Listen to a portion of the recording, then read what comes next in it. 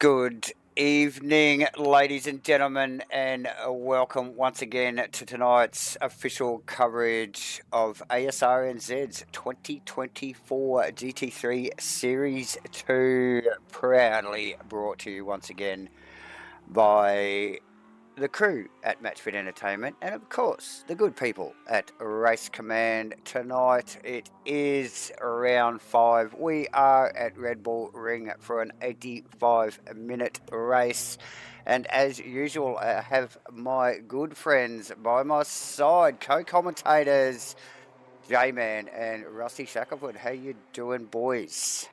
Yeah, g'day Davo, g'day Rusty, welcome viewers, looking forward to this one. Good to have you back, Rusty. Thanks, mate. Thanks for welcoming me back here in the land of Lederhosen, here in Austria. Was just saying to you, J-Man, before we kicked off, wasn't I, that it's probably my favourite race. This is one that I put a circle around on the calendar. Is that what? Always Is it because? Is it because you get Because to of the wear your ass? Lederhosen. Yeah. You wear your assless chaps. Exactly. Schnitzel and noodles and all of that stuff. We watch The Sound of Music on replay here in the commentary box in between practice sessions. It's just going constantly in the background. It's a wonderful track. It's So very looking nice. forward to it. Yeah, no, good stuff, mate. Look, appreciate that you're here. I do remember that this one was loosely earmarked as one that our good friend Rusty Shackelford was probably going to drive, but look, I'm not complaining, neither will Davo. Oh, definitely not. Rusty back up in the booth with us. So, look, Well, I can give you a little insight on that. So, Yep.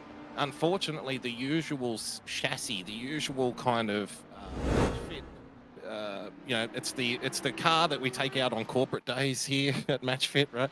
That's what I had lined up, a BMW to race here at the Red Bull Ring. But unfortunately, we swapped the seat out. The MatchFit taxi. Yes, to get a little. Swap the seat out to get a new refurb in, and they actually sent me the Grant Denyer model, unfortunately. Oh, well, that's never going to work. That's not going to work. I'm 6'5", so I put my feet right through the firewall, you know. It's no good. Great soundtrack, I'm sure. But anywho, hey, look, we do have some visuals up right now because there's some pretty important stuff we've got to go through for the viewers and obviously ourselves just to digest. And tonight, obviously, at Red Bull Ring Spielberg, this will consist of one qualification tonight with all the classes in this field, Rusty, as you've probably just given the brief to the drivers and let them know what's going on. So 20-minute session here, which we've just picked up. Cars are just cycling up for their opening laps. However, outside of that, we'll take a short break in between quali and race one, and then they will embark on what is to be an 85-minute enduro with a compulsory pit stop for fuel. Now, just give us a little bit more on that, Rusty. Tyre sets, what's available, and what do you expect to see out of this tonight? Yeah, 3 sets of tyres, J-Man. I don't think it's a track that, if you manage your tyres, you can get through it here. But it's the thing that you're going to witness tonight all the way through the race is it's a track that you're going to get sucked into a lot of battles that you don't want to be in. You know, you're always going to be sucked into sending it, or someone's going to be sucked into sending it on you. It's a very tempting track, and it creates a lot of racy opportunities, and as we know, during a race that tends to burn the rubber off. So 3 sets of tyres only. Everyone's going to run a fresh set in qualifying because you have to, and then at the start of the race I imagine another set will go on, and then if it were me I would just play it by ear. A lot for me would depend on whether I'm spending a lot of time in traffic or if I've got clear air. I would be trying to get a sense of where I would file back out. I'd be observing my fuel burn and do I feel comfortable in the car? Can I, and then I would generally have a point where it's the point of no return, where it's from here on out, we're not changing tyres because we'd lose too much time and we won't be able to make it back that close to the end of the race. So I think we're going to see a mix-up, but I wouldn't be surprised if a lot of people run one set here for the race. We'll have to see how it pans out, though. Yeah, 100%. So obviously, Steve Rees has gone to the top of the table already on a 1:27.7, which is a very, very good time. And yeah, I think the analogy I heard off a camera was probably is every bit as descriptive, I think. And I think you gave us the PC version there, Rusty. But yeah, very invitational is this track. But anyway, we'll save that one for another day. Or maybe a couple more gins, I'm not sure. But look, Rees at the top, Antoon, Fodado, Campbell, Henderson, Wadsworth, Carson, Spence, Haas, Moss, Aerosmith goes to the top 11 so far. And I mean, you know, already we're looking at. I haven't even broken the second barrier. You got to go to Aaron Enright to 12 to go 1.3 outside of that 127.7.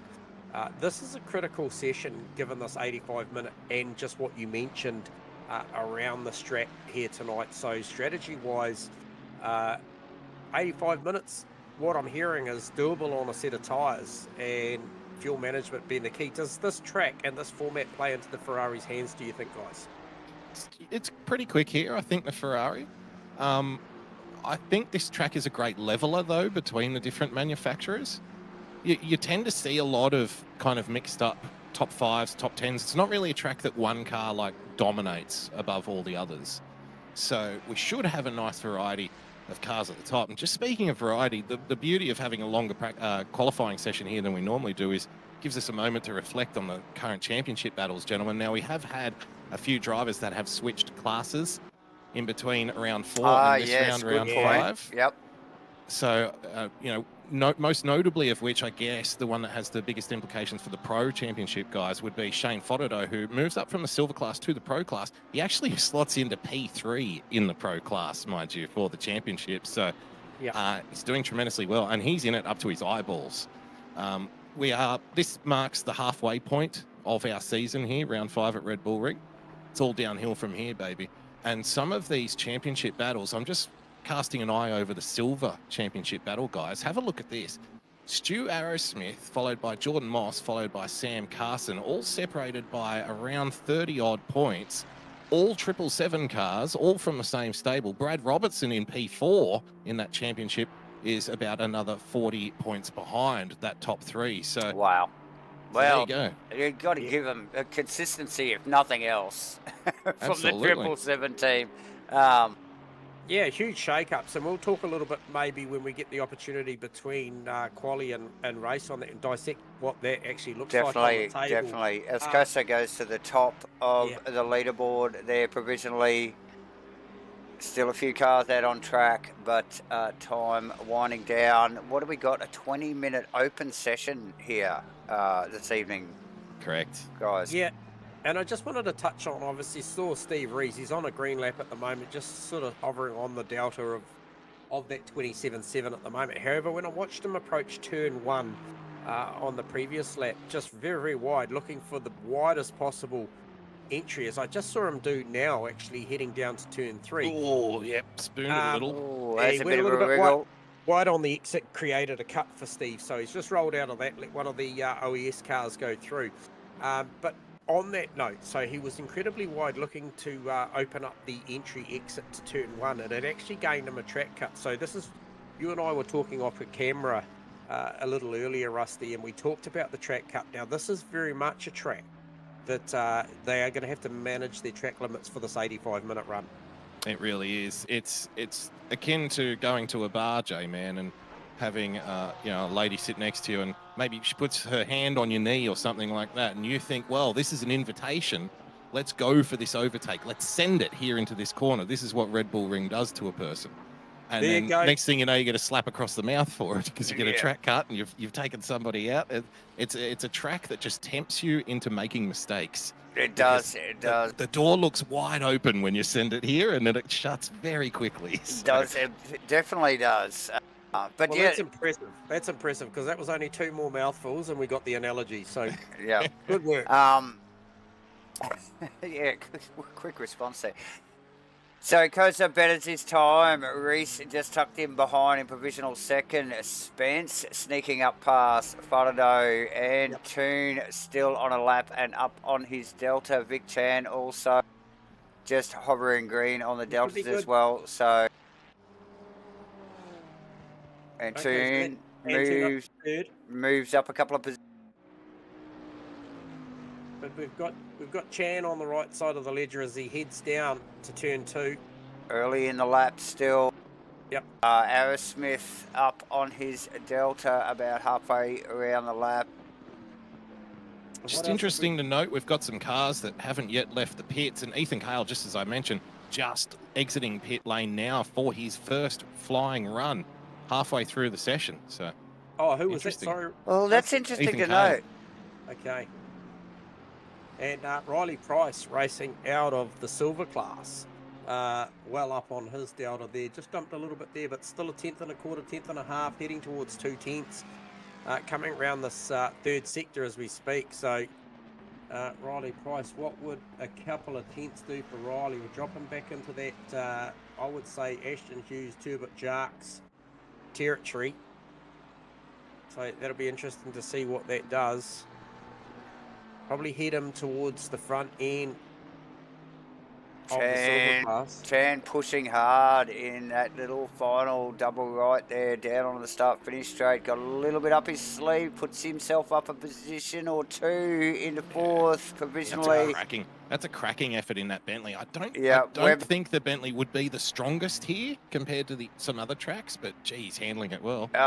Chan in the Bentley is always spectacular to watch. There, Rusty, but Webley also up on his delta, just probably got tangled up at the back there with a one of the slower qualifiers. Might have slowed his progression a little bit. Aerosmith halfway through his lap. Carso running down through the final corner, looking pretty healthy as well. That would put him up maybe to 11th or something, yes. 11th position provisionally for Carso. So gains a couple of positions over, I think it was Wadsworth, Haas. So nice just been work finding from his feet. Just been finding his feet, Carson, hasn't he, this season after missing the last season and a bit, I believe, coming back to sim racing, and it can take some time to kind of shake that rust off and get acquainted with the car again and how it feels. But, you know, it's just slowly chipping away at it and hanging around the top 10. That's about as good as you could hope for as a silver class. Yep. Yeah, such as the field, guys and viewers. You know, you look at this here and you look at the likes of Jordan Moss. You know, he's a class act. We know how well he can go. Currently sitting there in P10 on a 28.2. Usually the man to watch in these Enduros, especially in the class battle more than anything. He's chasing down Stu Arrowsmith, currently P1 and P2 in the silver class, and Moss is always one that's got something up his sleeve for these enduro events, I feel. So be looking for him to do something different. You know, it's usually pitting really late or pitting really early or something like that. So. Yeah, definitely. And just a little bit of a quiet achiever is our Jordan Moss. Carso actually up on his delta again. This could actually put him in the top 10 above Dayton and Moss here. Oh, good final turn. He nailed that. Absolutely got that. Dropped a tiny little bit. Yeah, he has dropped a little bit. Oh, he's pips Moss. Snuck a position there on Moss. What have we got? 6.5 minutes on to go. Yeah, Nev Shields doing a good job as well. Where's he? He's sitting 26th. Oh, he looks like he might have just struggled with T1 so early in his lap. Ethan Cale, who you mentioned earlier there, Rusty, just on sat in the pits for half the qualifying and now out on track and clearly showing some form. Be interesting to see where that car lands in the next 6 odd minutes. Ethan Cale, well up on his delta, as you would expect. He's building towards a second now, boys. So, you know, he's in there on a 29.5, 28.5. Would see him somewhere up around about P20. Jason Bentz, a.k.a. Richo Macrolos sort of territory. But that is climbing, so it's more like probably going to be 1.5, which might sort of still see him somewhere. I was thinking more like past Colin. Oh, no, he's going to take a big chunk out of this last little bit here. 13th or 14th there. But let's have a look. Yeah, 1.5. Yep, top 10. Yep, so he goes top 10, goes P9. Just want to mention, guys, we often talk about just how competitive the midfield is here at Asrnz. We love it, the midfield battles. It's the it's the meat and the sandwich here at Asrnz. Have a look at this.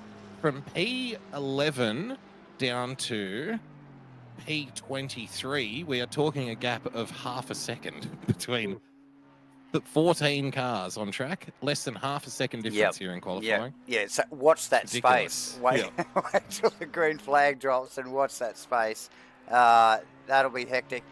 particularly around a place like Redbull. You've both mentioned, you know, its quirkiness and the way it sort of just begs you to race. You know, like you'll always find yourself in a battle. It's small, it's flowy, good average high speed. So awesome! It's going to be a great night.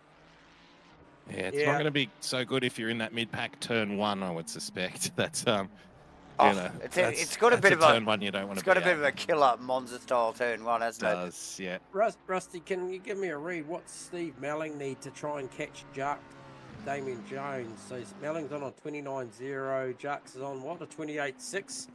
So he needs a good 4 tenths to try and catch him, because that's a class battle as well. Obviously the Pro-Am class been a little bit shuffled up of late with obviously a few classification changes.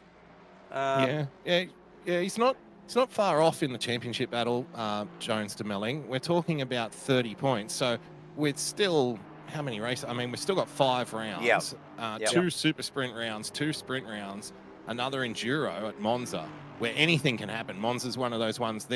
Monza is a championship killer or a championship maker, depending on whether you're coming from. Well, it's definitely a changer. That's for sure. Yeah. 3-point margin between those two in the championship. Oh, you're right. I was looking at the wrong thing. Yeah, it's not 30, it's 3. Yeah, 3-point margin, because obviously we've had a shuffle up with those reclassifications, and it's been right through the field. You know, Tim Nash been relegated down to the AM class, and he's got a good, comfortable lead in that class over. Actually, it's not that big over Nev Shield. No, he's dropped right down into a battle, mate. He's dropped down into the air class, and he's got him right on his tail. Nev Shields and Kenny Simpson doing really well. The defending champ, Phil Turner, in P4 in the AM class championship, J-Man. A little bit of work to do, but I think we know Phil, he had 1 or 2 bad rounds where things were kind of taken out of his hands, you know, caught up in a little bit of drama on track. So he'll put his head down. I think, you know, we're not going to write him off, that's for sure. No, definitely not. As Ethan Cale Davo quietly working away. We saw him in P9 and now he's in P7, so he's chipping away.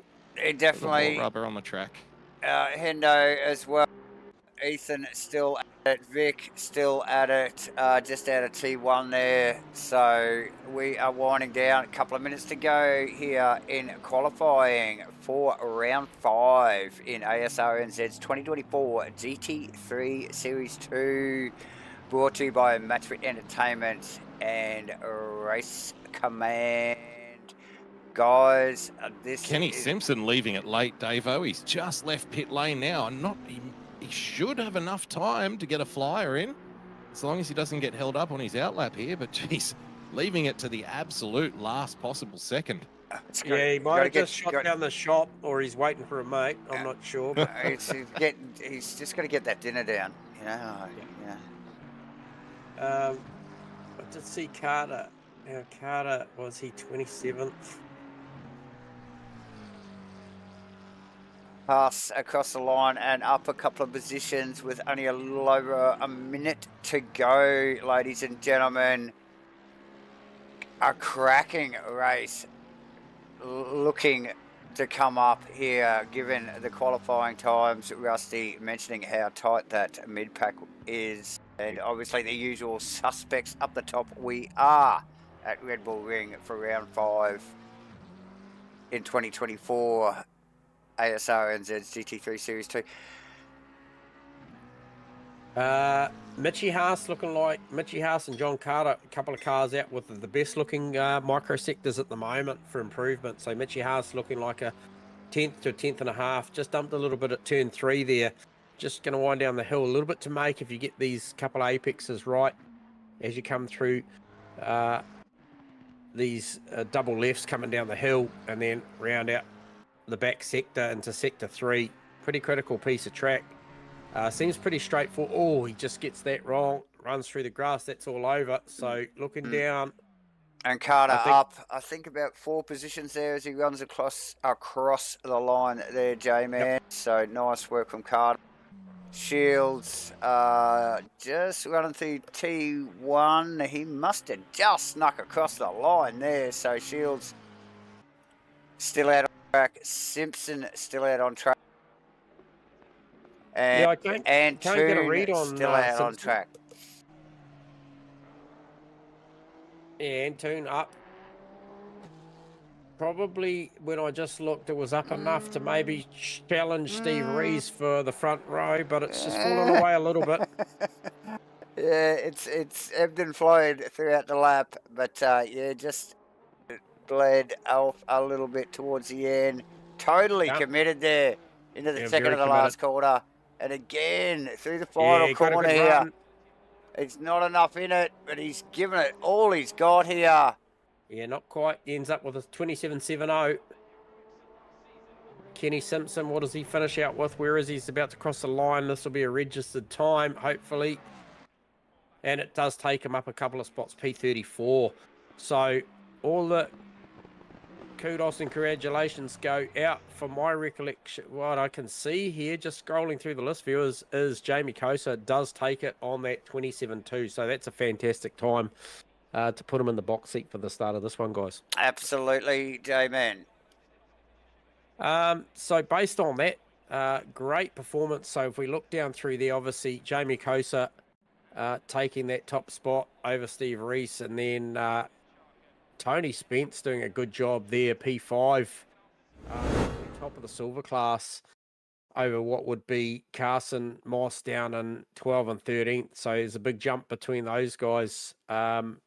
And then if we go a little bit further back, and then we should see Richo, aka Jason Bentz, down there in 21st for the Pro-Ams, and then Jarks in 23rd to take him to be second. And then Enright has a good performance as far as the Pro-Ams going, and he is in 27th outright to be third in class starting that. But car 979, J-Man, the Riley Price BMW, I do believe has to start from pit lane due to an accumulation of race control penalties throughout the season. Yep. So that's a qualification null and void, and Riley Price is right in the Silver Championship, if I'm not mistaken. So he's had a couple of really good performances this year, so it's a setback, but he'll work his way through the field. Yeah, so we've got the points graphic up at the moment, so we'll just touch on that a little bit. Obviously, round 4, Paul Ricard was particularly well for Phil Antoon, and then that late upset blunder for Steve Rees cost him dearly with that late drive-through at Paul Ricard to finish up 14th once he took that 30-second penalty. Just remembering back a week, so sees him relegated back to P2 in the championship. Shane Fodder, as you mentioned, Rusty, a very solid third outright and in class. So with that new promotion into the pro class, I think that was very fitting over Vic Chan. Some, I think, 11 points, the difference between Fodder and Chan. And then Mitchie Campbell takes out the top 5. Now, if we look a little bit just down from there, Stewie Arrowsmith in a very intense battle, as you mentioned, again, with Mosk and Carson. That's the top 3 in class for the silver there. Brad Robinson would be 4th, and then Carter 5th in class there. And then we drop down a little bit. I mentioned 3-point swing between Damian Jones and Steve Melling now for this top spot in the Pro-Am class. And then we jump back down a fair bit down to Wadsworth there in 23rd. However, we'll jump back up the list, viewers, just to your graphic. Then you'll see in red Tim Nash drop back down to AM class very competitively there. Has a 10-point margin over Nev Shields, and then Kenny Simpson back from there. Phil Turner, defending champ there, P22 outright, and then Phil Davison back there in 25th. So it's all on one page. There is another page full of results, but hey, look, that is pretty much picking on the top 5 in all 4 classes here at Asrnz round 5 at Spielberg. Yeah, you mentioned Stu Arrowsmith. Probably might be a little bit disappointed with his qualification tonight. Finds himself about 3 or 4 positions down his direct rivals for that silver championship. He has got a lot of top 10s this season, just running through it. 1, 2, 3, 4, 5. 5 out of 10 races. 5 out of 9 races, Stu Arrowsmith has, put it in the top 10. So very, very consistent at the top of the silver class. Great battles all up and down the field. Every class, we've got about 50 cars tonight that are separated by a kitten's whisker. It's all going on. So anything could happen. And this championship, the way the points work here, it really does reward consistency. It rewards having, finding your place, just maximising your points week in, week out. That's what gets it here. If you have the kind of championship where you have a good result and then a DNF, or a good result and then, a bottom 30 or something like that, it doesn't work out for you in the championship because of the way the points are structured. So the most consistent guys generally come out on top, but halfway through this season, 10 rounds, a lot of racing to go. I wouldn't be giving up on anything yet. No, 100%. And you know, as you say that, I was actually looking. I was actually looking at Ethan Cale's results. Obviously, didn't make the first 3 races. You know, obviously the Brands Hatch round, and then consistently from there has gone 3, 5, 2, 1, 5, 3 to see himself, after missing the first round, already be in the top 10 in this championship. So don't ever count Ethan Cale out. Consistency is king, and albeit he missed 3 rounds, 3 races in 1 round, he's coming. So well, it's not just that too. It's also the fact that he's having an impact on the championship because he's taking points away from people at different times. Yeah. So 100%. he's getting a second and a first and a couple of thirds. That's a second, a first, and a third that, you know, Antoon or Rees or Fodado or Chan couldn't get. So that's points that they missed out. Vital points in a championship that you miss 100%. out on. So he's in there disrupting. We love it. Love to see it. The disruptor. Yeah.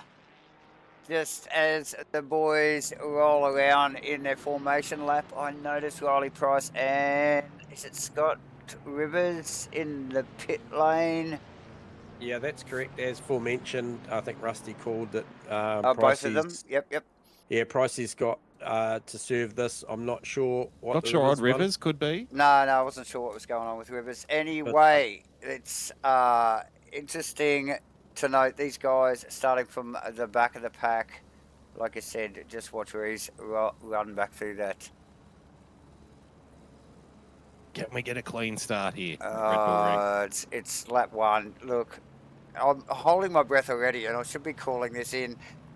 We're gonna welcome. Keep an eye on that sausage on the inside look, here. Guys, hit the like and subscribe. You have joined us for Asrnz's 2024 GT3 series. It is round 5. We are at Redbull Ring. We're about to go green. Kosa, Rees, Antoon, Chan, Spence, Fodado, Cale, Webley, Henderson, and Campbell rounding out the 10. Chan and Antoon looking very speedy. One on the outside on both sides, and they do it again. Very tidy stuff. Looks like Ethan. Chaos in the back. Car's going off track. Someone spun around. Is that Jarks spun around? Everyone's pointing in the right direction on my screen so far. I believe it's Moss. It might have been Moss, actually. I just saw his name drop to the bottom there. Moss down 22 spots, guys. Kosa right down 5. And there you go. Kosa runs away. Antoon in hot pursuit. Rees and Chan nearly side by side there. Look at this. 4 wide. Fodado, Chan, Spence, Rees. No, it's actually Spence. Shoulder with Spence and Chan. Webley wants to get amongst that as well. Cale's wide. Keeps it on. Out of the front of Webley's car. He's got a front row seat for this. This is lap 1. Fodado past Cale. Look at this. Spence just caught a little bit of gravel on the inside. Look at the impact it has. Look at that. Cale gang up on him, and now Mitchy A Campbell whole in there as lot. well. Hand on the outside. That's Hendo. Hendo 31. And look at the move from Cale on Webley. And that's Dayton tucked in behind too. It's all going on here, lap 1. That car, there's something wrong with that car. It does not have pace. Wow. Unsurprisingly, the truffle pig, Mitch Campbell, up 2 places from the start. The biggest mover and shaker after lap 1. We've got to keep an eye on what's going on here. Dayton getting tangled up in that. Oh, look, he's just got to sit there. He's got nowhere to go. Big 36 car field filters through past him. Oh, and that is painful. And what is that? That's Melling down the back of the pack as well. What has gone down there? Melling down 5 spots. Dayton down 24 now. Jordan Moss up a few. Brimblecombe has dropped about 12 positions. Yeah, he was. Jordan Moss now up 18, so he's gaining a few back early. Yeah, look. there's been some twos and fro's already, but there's plenty going on track. Turbot, Makalos, Jarks and Smith here. They nearly went 3 wide down to between 2 and 3. The gap between 7th and 15th, that's one pack you're looking at right there. It's a huge snake, all right. And I tell you what, Reese has got a lot of pressure with Vic Chan at the moment. Vic Chan looking real comfy in the Bentley right now. And, you know, if you can stick on the back of that Aston Martin anywhere with Steve Reese and the form he's got at the moment, you're doing a good job. And he's right with them, and as is Antoon with Kosa. So good start to this race, but yeah, very, very good start for Mitchy Campbell up the top end of town. I think in the top 10, he's the biggest mover and shaker, up 3 positions. The Truffle Pig is on form tonight. Smith having a big look at Collins here.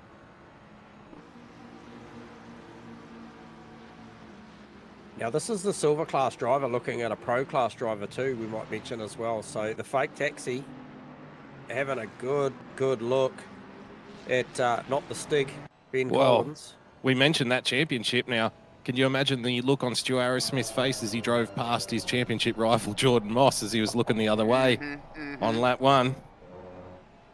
So it's a chance for a big chunk of points here for Stu. Even down in P15, doesn't matter. It's all relative. Okay, so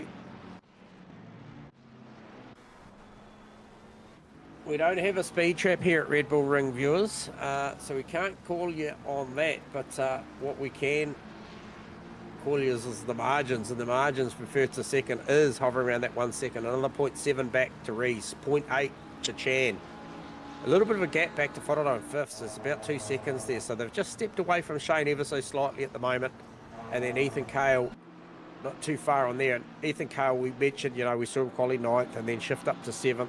And look, he's moving forward. So Ethan will be very, very good in this format, this 85-minute format. He's already got a good run, what was out of turn 2. And he's sizing up Fodorno as we speak. The MATCHFIT Mustang under serious attack down to turn 3. Is he going to have a look down the inside? No, shadows him into 3. But very, very hungry for that top 5 spot is Ethan Cale. I'm not too familiar with the Mustang here at Red Bull Ring, I've got to admit, being it's a relatively new car. Wonder if Shane's doing a little bit of tyre saving here, a bit of tyre management the early part of this race. Possibly, yep. Oh, Cale now got the inside line. He's going to be on the outside for the next turn. But Shane looked like he was way deep and only just gathered that thing together. Yeah, I thought to keep it on track. So, yeah, nice work, but definitely testing the limits of the Mustang.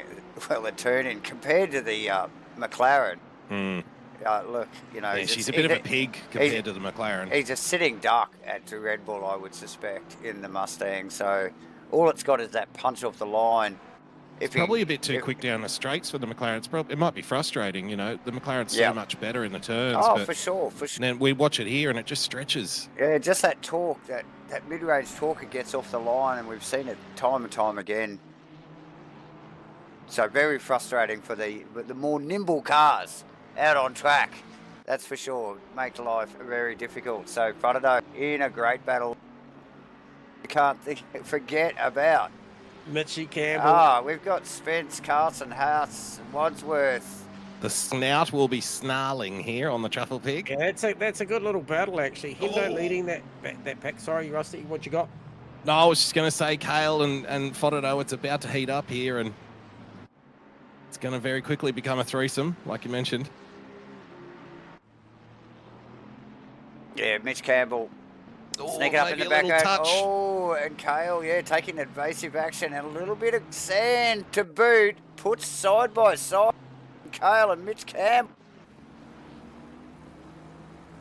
Yeah, I think Mitch would be pretty happy just to tuck in here at the moment and just like he'll know the caliber of driver that he's racing in front of him, although he's looking pretty racy. Yeah, I don't know if he's ever happy to tuck in, to be honest with you. I don't think he's a tucker. No, look, he looks good here. Look at this. Look at this run here. So this is Ferrari on McLaren. Well, you mentioned before the race, J-Man, you asked, is the Ferrari going to be good here? Well, in the hands of Jamie Koser, it certainly is. Fastest lap of the race, stretching his legs at the front.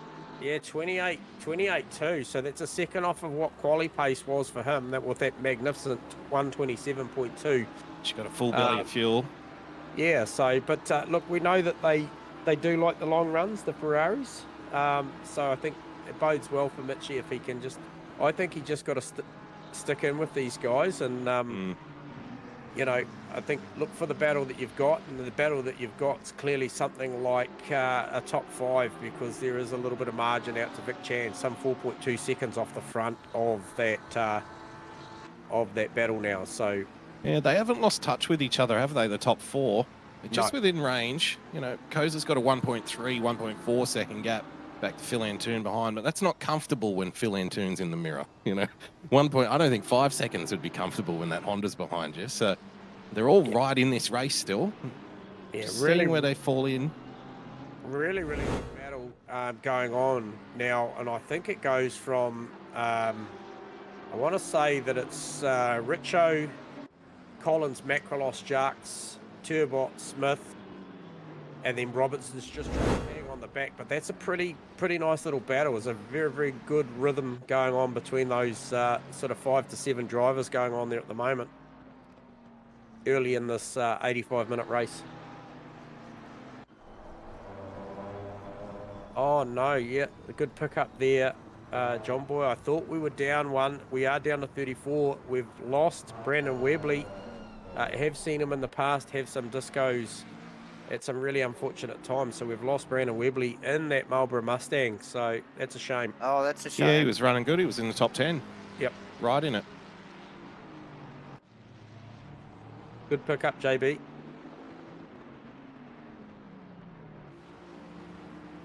Chan's still staying very much in touch with Steve Rees at the moment, boys. Only sort of half a second-ish off the back of that Aston. And that's in that window where you probably, when you're 0.5, 0.6 off, you're not in striking distance at the pace these boys are running, but he's obviously driving at a level where he's happy enough to stay there. As we see it just crush down through, heading into Sector 3, just gets a little closer. But interesting that, yeah, Chan's obviously feeling quite comfy when that Bentley's fat, full of fuel. Just keeping an eye on Riley Price here, moving his way up the field. Obviously, he started from pit lane due to some penalties accumulated throughout the season. Currently up to P27.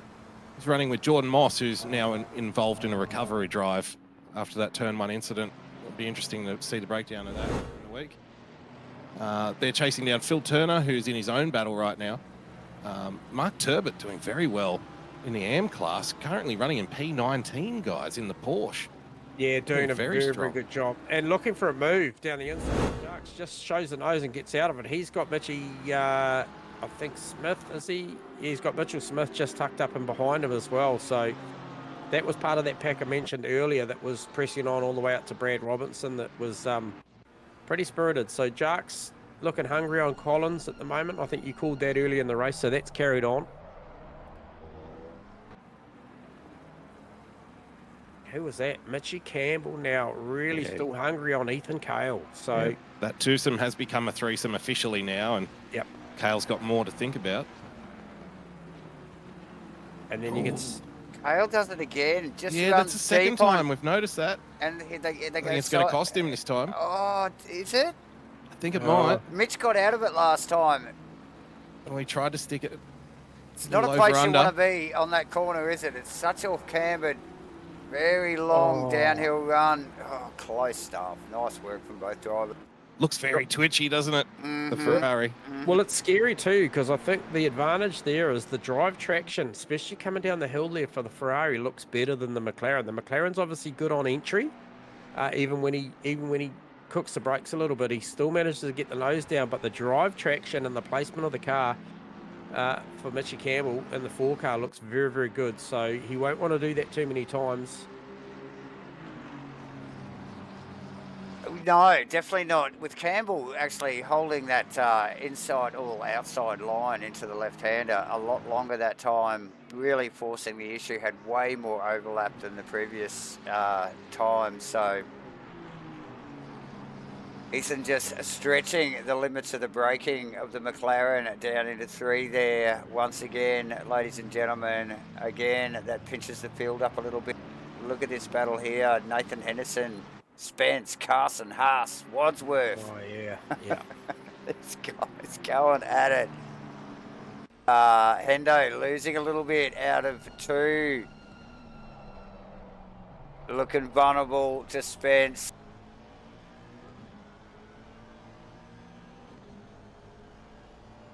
Yeah, now, Hendo actually had a little bit of margin on this pack before. And that's crushed down with Spence. Obviously, Spence having a little bit of a rub early on in the race with Matty Dayton. Hendo had space on him only 1 lap ago. So, yeah. You know, like he's come back. He's slowly been coming back to him, Jamie. Yeah. And a good tight little field, thing going on there between Carso, Huss and Wadsworth just in the background there. So those guys look really, really close to... Jark's just getting Collins too, boys. Smith in the pits, I believe. No? Ooh, someone's just in the pits. Who was that? Just trying to pick up on that. No, I didn't see that. Just some timing page tomfoolery. Never mind that. Yep. Yeah, seems the guys out in the production van have maybe spilt some schnitzel gravy on the work panel or something and stuffed up our numbers here in the box, but that's okay. You expect these things in Austria. Definitely the Collins-Jarks battle not over as they run down into the turn 2 braking area. Collins taking that position back. Yeah, or has he? Oh. The drag race, the power of the Lamborghini on the Asrnz doesn't have it. Who's that tucked in behind? Turbot, mate. Turbot out of the end pass. Oh, we got trouble here. Collins. This is going to get spicy. Yeah, I think Jarks will have the overlap here. Can he get it tucked down? So hard to get around the outside there. Yeah, he gets it down there, though. But it's just compromise you so much on the exit. It's invited Smith and Robinson in on that. This whole little fracas that's going on at the moment. So we get out of the back of Turbot's car. Look at Smith. All over him.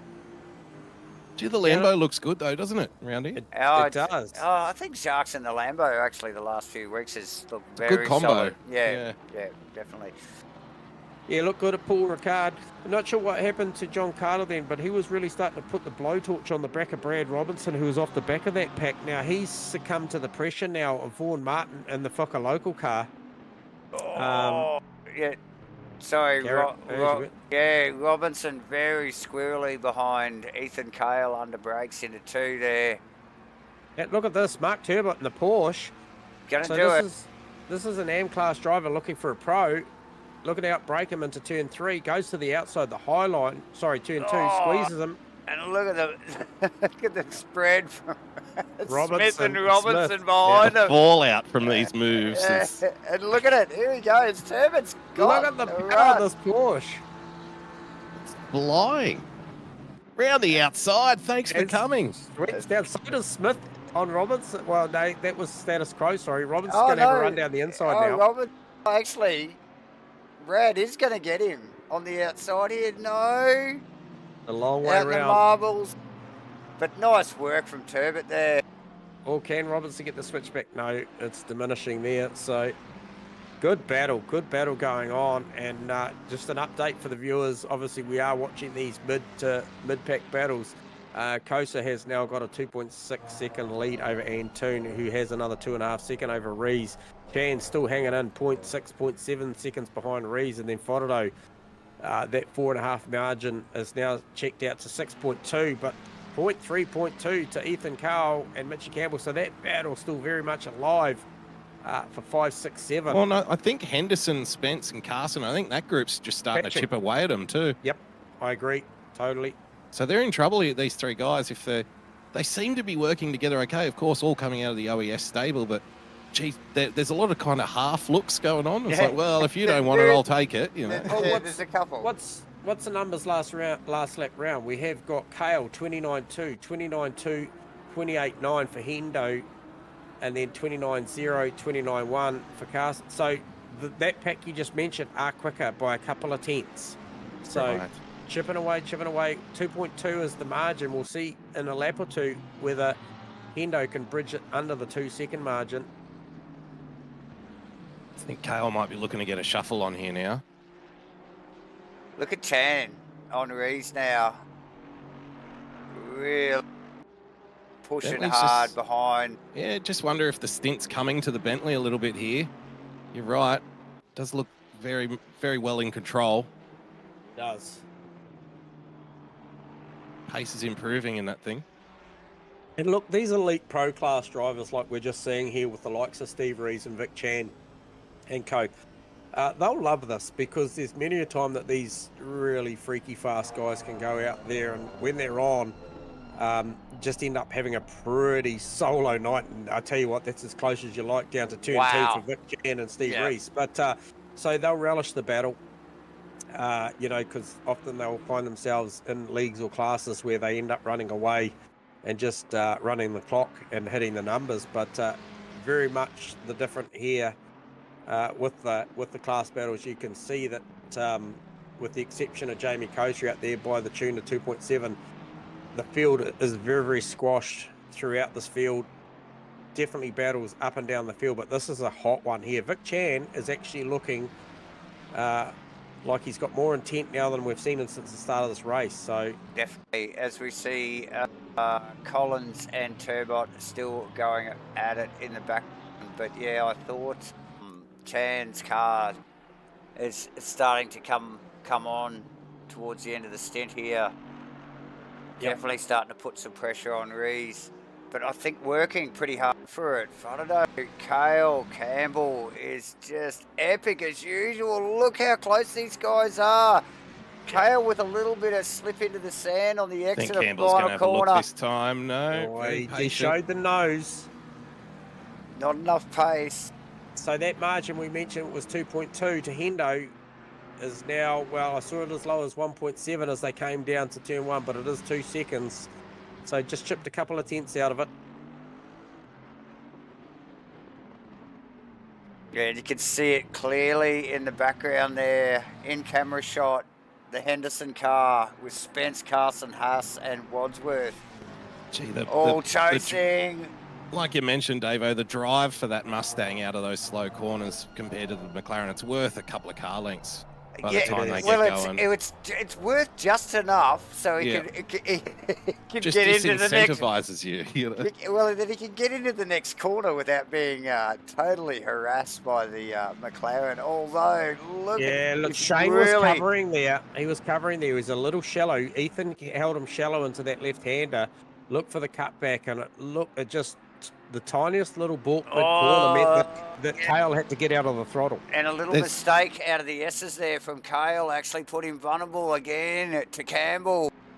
Yep. So there's such fine margins between these guys. We're talking, you know, fractions of a tenth lap to lap between these guys. So any little mistake is magnified for these guys because it means so much because they're all so close. I just wonder, would you be sitting here now as part of this threesome, you know, either maybe Kale or Campbell, and just thinking to yourself, okay, this is all well and good, but is this starting to affect my strategy now? You know, is this now starting to affect where I can fall out after the pit stops here? What's my strategy? Smith through on Wadsworth running wide. We just picked up on the cameras out of Smith's car. So fortuitous there for Aerosmith. Well done. Took advantage. It looks like Hughesy's going to go through as well.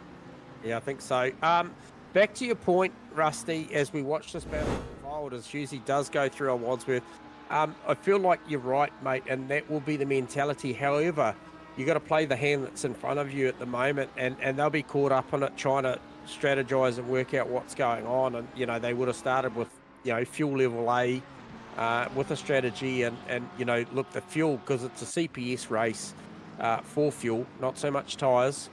These guys, likelihood that they could stretch these tyres out 85 is very likely. So they're going to play to a mathematical number about what the burn is and they're going to go before they're going to put some fuel in this thing to carry on.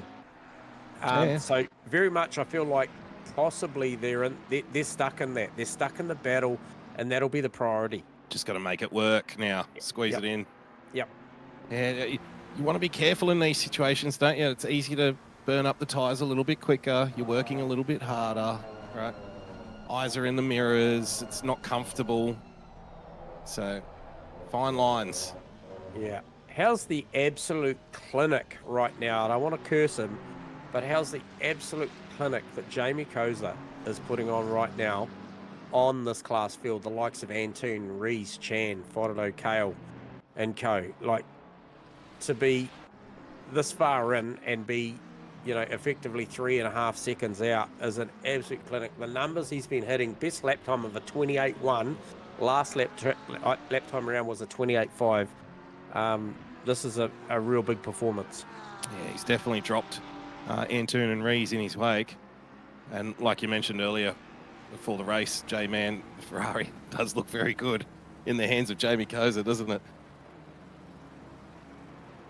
Yeah, and on that note, I think the longer that this trio goes on, this battle here with the Mustang and the McLaren and the Ferrari of Fordo, Kale and Campbell, I tend to think that, you know, if I was a betting man, I'd say that Campbell's in a good position here.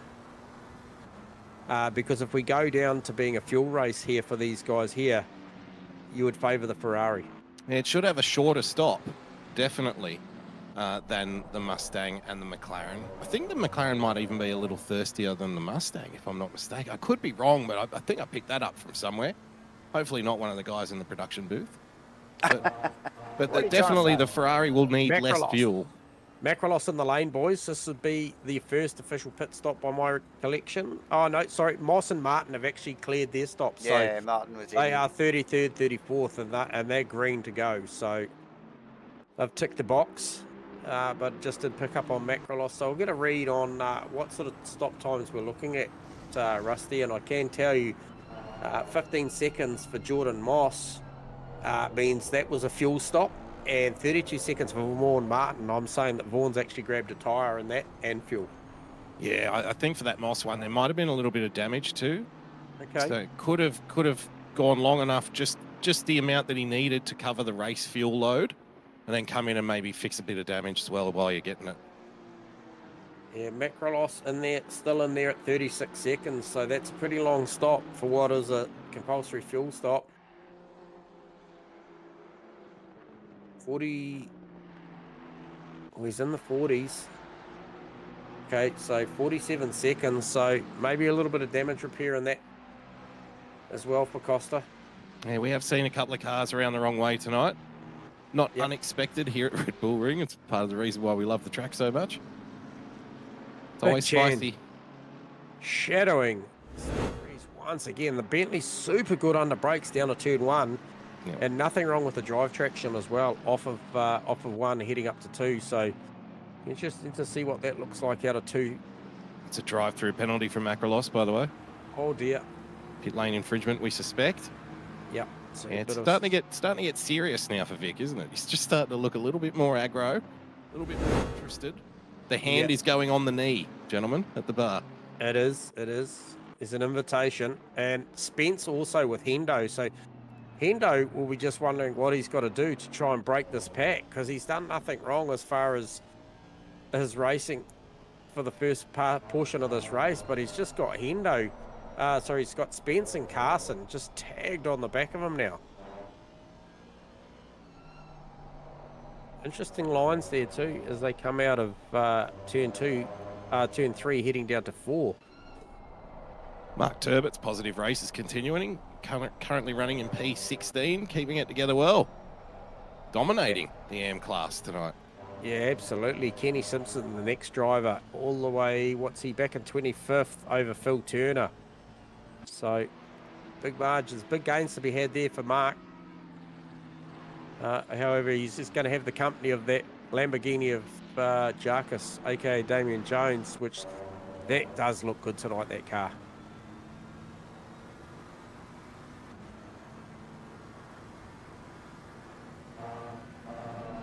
So, bit of a recovery drive at the moment for John Carter, guys, currently running in P22. Just wanted to take a quick mention to give a tip of the hat to John Carter, who provides us the wonderful interactive series standings that we refer to on the broadcast. So that's courtesy of JC. So I want to thank him for that. Yeah, a couple updates in recent times as well. So the stats just get more and more. So JC been busy at work on the keyboard, just improving that bit of software week by week. And yeah, statistically, viewers, if you jump onto the Asrnz Discord and go and check that, there's some pretty cool stats and figures, progression and all sorts of little things going on there. So that is a cool thing to have this season, and we do appreciate that. Just sporting a little bit of damage on the front of that McLaren, so maybe right now he might be wishing that he'd spent more time doing practice laps instead of working on the site. But he's working his way back well, JC. Always a strong competitor. I keep going back to this Fotado Cale Campbell battle, Davo. Oh, they're inseparable. It's like you could throw a blanket over them. Who's that in the background? Just actually ducking into the pits there. I didn't know whether that might be was... Macrolos again, is it? Looked like the Audi. Yeah, it was, yeah. So, yeah, these guys, amazing. Only a couple of car lengths as we see. Oh, big mistake from Campbell out of one or into one, running deep. Yeah. Thankfully, it didn't cost him too much. Would have been a track cut, you think, Rusty? Yeah, I think the bigger concern here is why has Henderson dropped off so much, because he's now found himself right back with Spence and Carson, and another little angry pack has formed. Because he was under 2 seconds. He was, and now he's out 4.6, 4.7, so he's fallen into the clutches of Spence, but it's actually Carson's moved forward as well too. So watch that 778 777 car. So another one out of the stable that's doing well. And actually on the 777 stable, how is the progression of Moss? We know that he made a pit stop, so we're probably not going to get a true read. Yeah, it looks like it's been a dirty day for Mossy. He's down in currently running P32, about 6 seconds to make up on P31. Yeah, this will be a gritty stop though. A gritty drive as he just runs wide out of the final turn. You just have to watch how much he does that. That's one of the key danger zones here at Red Bull Ring. We talk about turn 1, but certainly turns 9 and 10 are certainly hot zones, as he's just got the company of Phil Antoon that's actually going to put him a lap down. So Mossy won't hold Antoon up too much here, just lifts the throttle, lets Antoon go through. He will be trying to slot in behind, get a nice tow, try and keep up with Phil as much as possible, because Mossy's race, he's out of sync with everyone else. He's done his compulsory stop. So it's more about getting clean, consistent, clear air laps for him right now to try and make time on his opponents around him who may be in traffic, stopping under pressure and whatnot. Now, just an interesting thing that just happened. We saw Mitchie Campbell run wide the lap before and lose a fair bit of margin to the likes of Fotado and Cale. And just very quickly, he's bridging that gap back, which tells me that if he was potentially in front of this battle, I think he's got a little bit more car pace than on offer, and I actually think that Cale has as well. But you mentioned the acceleration off of those sharp turn 1 and turn 2 corners, Rusty, and I think that is Fotado's saving grace at the moment to be able to keep. Oh, as Cale runs incredibly wide down out of turn 4. I was just about to say a split second earlier that I don't think this is working anymore. I think one of it, if I'm in this pack now, I'm getting out of there. I want clear air now. It's funny you mentioned that, John Boy, watching from the sidelines. So John McDonald just called the exact same thing. That they need to undercut Shane, try and put that car behind him. I tend to agree. We're probably at that point of the race, still just under 54 minutes of this race to go, 85-minute race. I'd say they're in the fuel window now, you would think. Oh, and Cale a little bit loose again out of 1, looking vulnerable to Campbell, covering maybe even a little bit there. I think that's Darren Greeny's car there. I just saw him off track there a little earlier in the sand, so struggling with that car at the moment. Ooh, this is heating up, guys. Stewie Aerosmith, who is that on? Wadsworth. That's on Wadsworth. So this has already been done once. So I wonder what happened to Stewie to go back again, because he's lost that position to Hughesy, because it was Stewie Aerosmith and Hughesy that ganged up and got past Wadsworth earlier. Now, Hughesy through, and actually Stewie actually had to make that pass again. So I'm not sure what quite what happened there, but however, he's Tony still... Spence is about to have a big look at Hendo here. Yeah, in the McLaren. Mitch Haas has just very slowly but surely creeped onto the back of that pack too. Yeah, always been there, Huss. And Hughes just tucked in behind that the whole way. It's just spread out a little bit. Looks like over Carson the in the past pits. few laps. Yeah, it did look like Carso, yeah, looking for the pit lane, entry blend line there. Nice This will entry. be good. This will be good because we'll get an indication here of just how powerful, if at all, the undercut could be. I tend to agree with J-Man and JB that that's something you may want to try.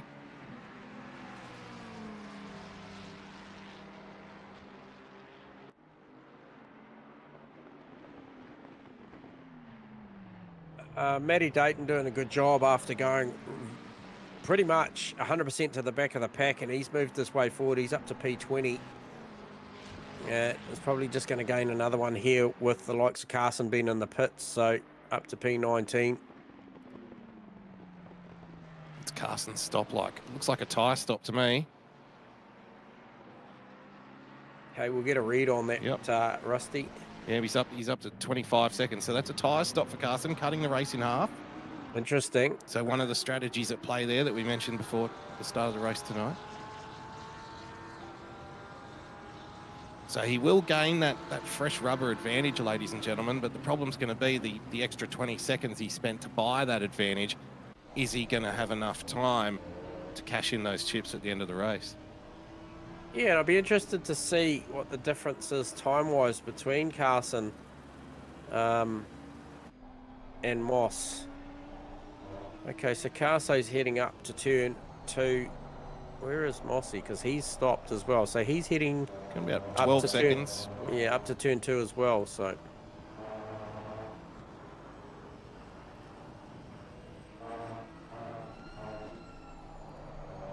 Carson would be loving this too, rejoining just behind the race leader, Jamie Kozer. He'd be loving having a look at him for a lap or two. Yeah, absolutely. I mean, just interested to see that pace difference, out there. 100%. So Ethan Cale, super close to Shane Fodderdo this lap around as they head up. Riley Price in the pits, boys. Yep. Had it on the grass on the way in, so let's hope there's no penalty.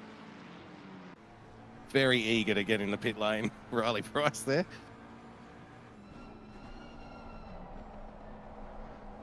Giddy up, Bency. Where is Mr. Richo right now? Okay, he's up 14th spot. What's his progression been like? So Bency's up 7 spots, so good drive from Richo so far in the other Bentley in the field. Out there on his own, got a little bit of fresh air. He's got Wadsworth up the road, but we got Steve Rees in the pits, guys. Steve Rees in the pits. Critical for the podium championship battle here. As we watch this Fodderdo, Ethan Cale and Campbell fly past. That's the gap.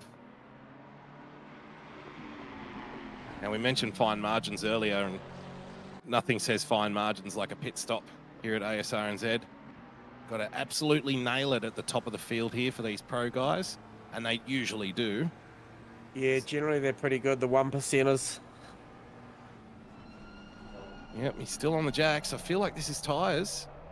16. Yep, he'd be out by now. You would have Unless thought. he's short fueled, yeah. And if you're short fueling for half the race, then you may as well put tyres on it anyway. Yeah, definitely looking like a tyre stop as we see Damien Jones in the pits as well. So Rees will be looking for somewhere around that magical 32. Hits a 33-second stop. Gives them a total transit time of 1 minute and 1 second. So it's a pretty efficient stop. It's a couple of seconds better than Carso's.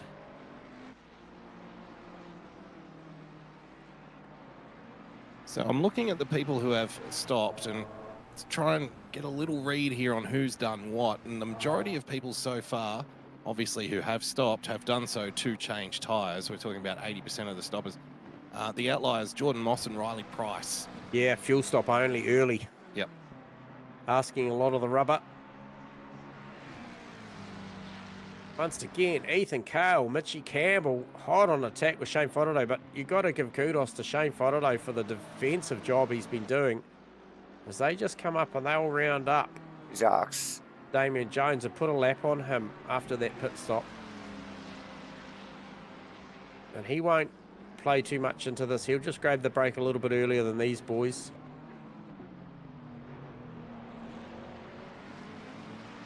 Well, good drive traction once again from Shane, but also good drive traction from Mitchy Campbell off of that turn 2. So the Ferrari, very, very good off of those square corners. Just nothing in it under brakes down there at turn 3. Ben's having a big look. A big look between 2 and 3 there. Spence and Hendo, was it? Yeah, Hendo just had the grunt. I know there was a little bit of a contact there in one of the gear changes, but it was close. It was close. This Wadsworth Aerosmith battle. Faraday, Cale. Oh, Campbell. 3 wide. 3 boy. wide. That was the Faraday's glitch. gone back. Campbell going to look to try and sweep around the outside. Cale will prevail here, I think. Faraday might get him back here. He just tucks in. So this is what these boys needed. We talked about an undercut. Look, they've done it on track. It'll be interesting what happens here now. Okay, we got a replay on this one, guys. Yep. Faraday out in front, down into 3. Deals with it nicely. I'd suspect it's in turn 4 here where the mistake was made, because it was on the exit of the S's here. Oh, he's run wide there. There it is. Run really wide out the marbles, looking for something. Cale goes around him. They're side by side on the replay here. Puts Campbell in the mix on the inside. And it was 3 wide. This Wadsworth Aerosmith battle, guys, That's it has very, been very good. relentless. It has. Lap after lap. Neither of them are giving it up easy. No, and who's that? That's Vaughan Martin, lap down, just tucked in behind. Yeah, he is pit stop though, so this is good that he's running on this pace as well. So Yep. And Bence was mentioned earlier in the stream, just P13 currently. You'd be hoping these guys continue this fight that they're having, because that's next on track for him. So where did that see Steve Rees come out after the pit stop? So P22 for Steve Rees, first of the pit stoppers over what'll be Sam Carson in 25th. So that's interesting. And he's just tucked up in a little bit of traffic. He's tucked up in behind Phil Turner. So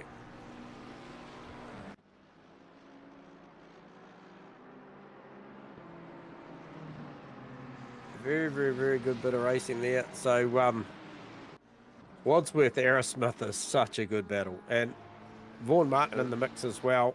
He's allowed to play because he's made his pit stop.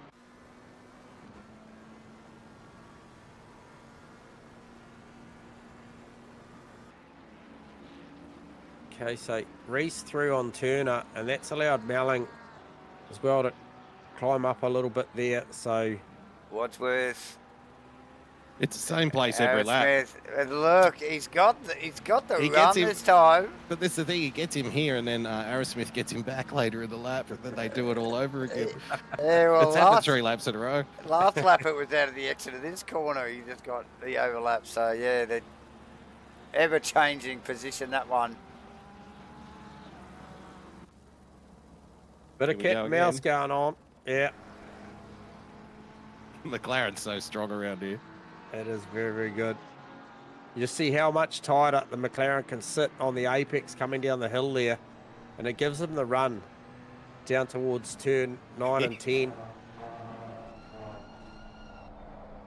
Wadsworth a little bit wide there. This will allow Stu to have a look down the inside. Backs out of it. Gets it done. Oh, Wadsworth. Just, Aerosmith just forced the error. Well. So... I reckon Vaughan Martin's actually getting a bit frustrated here. He's like, come on, guys, I'm stuck. I can't overtake you. Can you please just get on with it? Well, no, look, technically he can overtake. So, and no, he Chan can't. He's a lap down. So Vaughan Martin's P30 at the moment. Yeah, but he's still entitled. He's still entitled to make the pass. If they're not fast enough, there's no rule that says you can't pass. No, true, but you don't want to get stuck in the middle of two guys fighting like that either. It's you'd much rather they just kind of got on with it. Yeah. As we start to see Ethan Cale stretch the legs, Campbell still in tow, but Florido now with, who is that tucked in by? It's not Hendo. It's one of the already pitted vehicles. I think that might be, is that Price? So in the BMW. That's right. Yep. Chan with a little bit of a snaggy stop there, 35 seconds on the jack. So he took a tyre, as did Steve Rees. I was looking at the comparison in the pit stops. Obviously, Rees with a 33. So some 3 seconds the better off was Steve Rees' stop over Chan's, and you'll now see that on track, and that'll be a hard margin to pull back. Well, what we want to be watching here now is the lap times of the guys who haven't stopped yet, because they may be going through to the end. And I would reckon around with I reckon we're close to that window closing, where it's almost better off staying on the tyres and doing a splash and dash, and accept that you're going to be a little bit slower every lap, but try and keep that distance. So let's keep an eye on Cale Campbell's time specifically. Jamie Coaster's obviously out there, still hasn't stopped, but he's in a league of his own at this point. A good, healthy lead back to P2. So let's keep an eye on their lap times compared to the guys who have stopped and changed tyres. Phil Antoon and Vic Chan, Steve Rees. Yeah, Coaster's got a massive margin now, so it's he can pretty much just go out there and just run the numbers. However, Campbell still hanging. Sorry, guys, I just want to correct myself. Phil Antoon also did not take tyres. So that's interesting. A 20-second stop for Phil Antoon compared to 33 seconds for Rees and 35 seconds for Chan. So he's bought himself another 15 seconds there in that battle. Okay, so that's going to dictate. That is going to dictate possibly what Kosa does. Although I still think Kosa at this point probably got enough margin. But he could be getting held up a little bit here. He has just fought his way through a little bit of traffic, because he is racing guys in position, down in P12 currently. So that's right. He lost a little bit of time by saving time in the pits. However, is he playing the long game here and realises that he's battling Rees in the championship, and not so much Kosa at this point of time? So could that be a factor, that he's playing the numbers? And look, tonight might be all about battling the long game and playing solid against podium. Against Steve Rees. So 15 seconds up in your pocket. It's handy. Hard to make up 15 seconds here. Without a doubt. Turner, Melling, battle heating up as well. Ferrari v Mustang in I think that's 20th and 21st. Wadsworth in the pits, and Stu Arrowsmith, big sigh of relief, I suspect. Gets a lap or two off. Without a doubt. Collins Dayton, that's Dayton through on Collins, I believe, down between turns 3 and 4.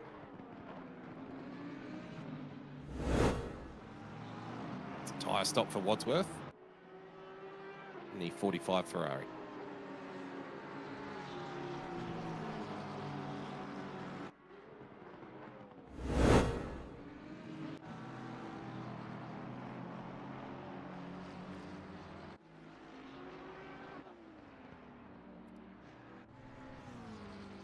Campbell and Cale continuing to circulate together. Yeah, good margin there, only half a second. The other one as well I've been watching closely since the start of this race was Stephen Melling, battling his way back. He's just sort of starting to approach the back of Phil Turner to try and go top 20 here. Florido in the pits. Yes, Shane makes a stop. Now, he was, as mentioned in the chat by John McDonald, that once Cale and Campbell got past, he didn't have the outright pace to stay with him and did start falling off the back of that. So it's a long stop for Shane. I was going to say, expect a tyre stop here 37 seconds though. It's a little, maybe a little repair, or might have missed the jacks. That's a few seconds that he's going to have to cough up there. Rees, quick reminder, Rees has stopped 33, Vic Chan's at 35. Yep. As we just see. Where does he come out? He's come out behind. Oh, in the thick of it. I think that's Brimblecombe and one other. Shieldsy, He's a lap down. He's getting a blue flag. So. And who's this? This is Carso. He's putting a move on. Who is that? Around the outside, it was one of the Porsches. Oh, that was actually Hughesy. So that was, yeah, that was a position there. That was silver class position. Carson on Hughes. Yep. Yep.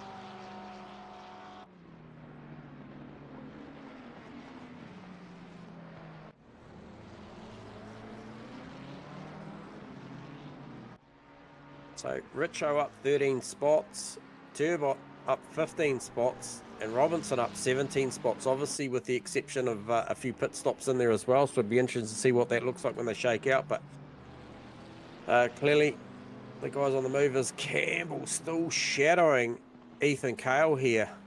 And I mentioned the longer I feel like this goes on, the better it plays for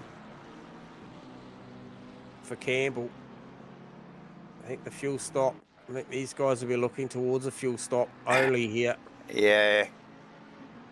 And just take a quick opportunity, guys, to update everyone on how each class is doing. Jamie Coe's obviously leading currently in the Pro class.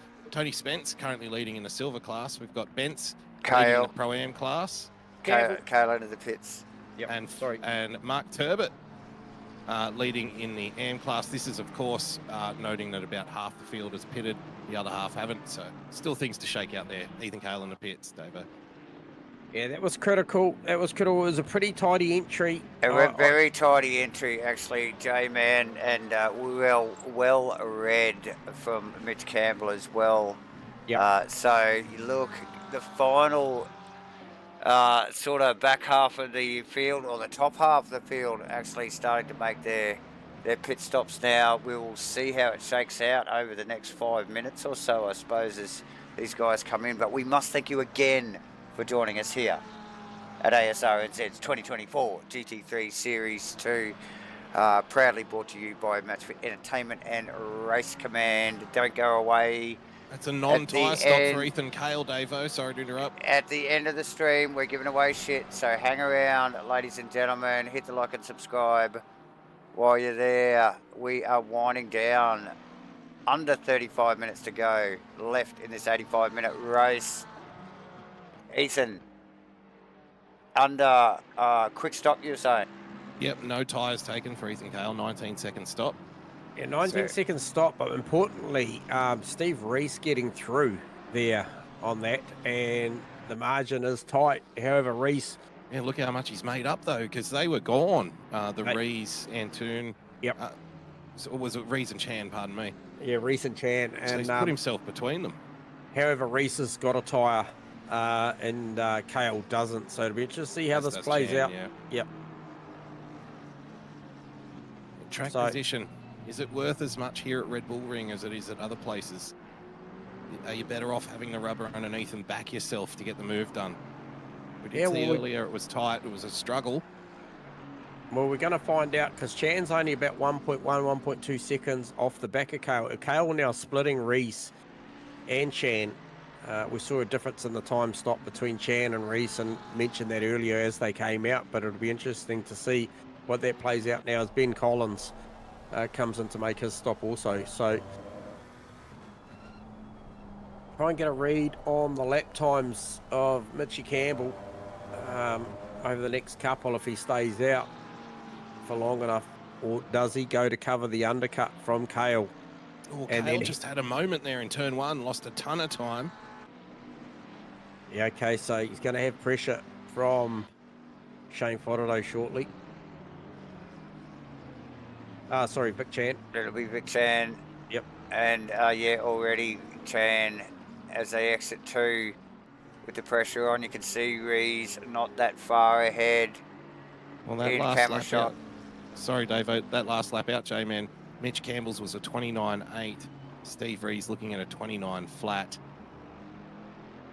So if that's any indication, if it's a second a lap or thereabouts, we will have around 13 laps to go. 10 laps to go. What a beautiful move. Just sticks it down right there, and then let's get a replay on that. Perfect move into this corner. Flicks it out of the draft of the McLaren and just leaves him hanging wide. Beautiful stuff. A little bit of a flick tail out of the corner from the Bentley and gets it done. Big Tan. Well, there you go. That answers that question. Fresh rubber. Fresh rubber all day. Who we got? Carter in the pits, Dayton in the pits. And lonely is the call from Phil Antoon, aka Maverick. Still got time to type to us. I don't know how he does it, but he's lonely up there. It'll come back to you, Mav. It's coming. Yeah, I think we can safely say that Koza should be doing a fuel-only stop at this point, with only half an hour left to go in the race. I don't suspect it's worthwhile stopping for tyres now at this point, unless they're really, really, really bad. Well, it can't be that bad. Last lap round was a 28.5. No, he's doing it right, isn't he? Yeah, plays Phil Antoon's 29.7, so he's still got pace in that Ferrari. Mitchy Campbell into the pits. It's critical. This is a super critical stop. He was involved in that melee with Shane Fodderdo and Ethan Cale. We suspect Cale may have dropped just a little bit of time. Yeah, a little. It's Not been much. A little bit untidy. Just enough to shuffle him behind Chan. 11 Quite seconds possibly. stop, boys. 11 seconds. Yeah, so That's less our fuel fuel efficient. required. Yep. Less fuel required in the Ferrari. So, That's so Antoon's gone much. through. Where is Rees? Okay, Rees is tucked up. Here he comes. Oh, look at this. He's got made him. He's a got him. ton of time. He's got him by a mile. Yeah, so that's a strategic play there from Mitchy Campbell. Hasn't got a tyre on the car compared to Rees, but he's got track position. And a lot of it. Yeah. Kosa now into the pits, guys. So I'll get a read on his stop also. Expect that to be something similar, somewhere between that 10 and 13 seconds, because they are efficient, these Ferraris. Definitely. Turner also in the pits there, J-Man. Yeah, tucks up right in front of Kosa.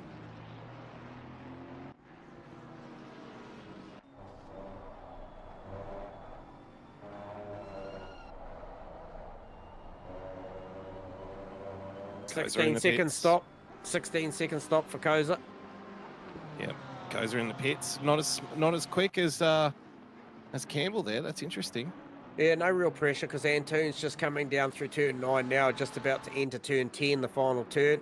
So, pretty good margin is Jamie, and he's already out on track between turns 1 and 2, tucked up and behind. Looks like Pricey and... He's in a hot part of the track because these guys are all battling each other. Yeah, so this is Price and Turbot. Little things like that happen. And that smelling tucked in behind him as well. So, yeah, just like literally walked into that as the boys Turbot and Pricey there going at it. We've got to give our drivers some credit. We do see very few blue flag incidents here at Asrnz, but in this kind of a situation, it can be a little unavoidable because these two guys are battling each other, and then they're thinking, do I need to get out of the way? Should I go for the move? It's all... Sometimes they can get a little tight. Who got that? Sorry, drive through for Shane Fodderdo. Oh, no. That'll be a track infringement. Oh, so that's a shame for Fodderdo in the Mustang. Yeah, driving out of 3rd place in the championship in his newly promoted pro class. He'll be lobbying to go back to silver after that. No doubt about it. And hey, look, this sees Hendo 31 leading this race with just over 28 minutes to go. Obviously, still his stop. But yeah, look, nonetheless he's out there, and he's been engaged in a great battle with Tony Spence for the better part of this race, and Mitchy Haas as we just see in the back of shot, who was that? That was... Okay, so that was Sharks and Collins exchanging positions there. There was a little bit of a confusion there. I think it might have been Davison. Might have been Davison that actually just ducked into the pit lane there. Just put them all sort of out of rhythm, and Collins taking advantage of that at the time. Sharks is lining them back up Sharks again. is just like, no, mate. That was mine. Oh, the big move. So I think that's Turbot actually tucked in behind in the Porsche. It is. So, yeah, plenty going on. Spirited battle. 3 different classes too, by the way. Yep. Yep. Fodderdo in the lane to serve that drive-through, boys. Where's that gonna put him out? Because I don't think he'll be comfortable. Just looking at the mini map, I see a big pack just coming out of the last turn here. It's got Moss in it. Who else? Carter's in there. Oh, he's clear of them. Yeah. Oh, he is going to have... So it's going to see him go as far back as 21st. Little clear air, at least. So Mitchie Haas in the lane. Gee, that's punishing. Tough gig for Fodderdo there. Hard lesson. Carter and Dayton at it. Closest cars on track at the moment. Apart from Hughes and Wadsworth. Mitch Haas in the pits, guys. As part of that mega group earlier on in the race. Rolling around, staying out of trouble. Looking for a good result. Haas getting away with a 15. Yeah, so good fuel stop there.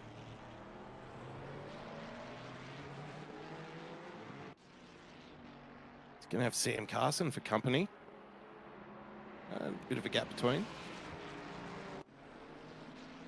Well done.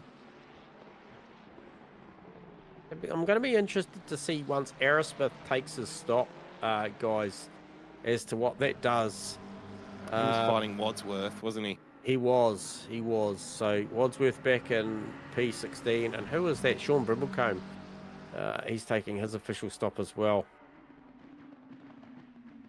This is another driver that we saw go incredibly far back off the start of the race after an incident. So he's ground away. And look, these drivers, the likes of Mossy and Co and Brimblecombe, that do end up facing the wrong way and then digging deep on a night like this, a lot of credit goes out to those guys for digging it in, because it's pretty easy to hit that button and just park it for the night. So mad respect to those guys when they dig deep and think about the championship. Absolutely. Yeah, 100%. Well, you've got to think about the championship. You've got to get as many points as you can get on those nights, don't you? Those dirty nights. We've seen how close these championships are. We're talking, less than 10 points separating them in the silver class. So, I don't think parking it up, if you're serious about the championship, parking it up really isn't an option. Yeah, and speaking of close, Steve Reese and Mitchie Campbell, we talked about the 6 car against the 4 car, the 6 car taking a tyre, the 4 car taking a fuel stop and opting for the track position. Might pay dividends here for Steve Reese, because he's right on top of him now. Davo, you mentioned about the track position, and lots of it did Mitchie Campbell have. He hasn't got lots of it now. He hasn't got a lot of it now. Still, what have we got? 4, 5 cars, 6 cars yet to pit as well in front of these two. But yeah, Mitch Campbell struggling already with the lack of rubber. So, and a considerable amount of time to go yet in this race. Over 20 minutes to go. And with the different strategy, guys, it's imperative for Rees and Chan to clear these non-tyre stop cars as quick as possible. They were about 10 or 12 seconds down the road before the pit stops. Yep. So they really need to get past Mitch here as soon as they can. Get back Endo on track. and Spence in the lane too, boys.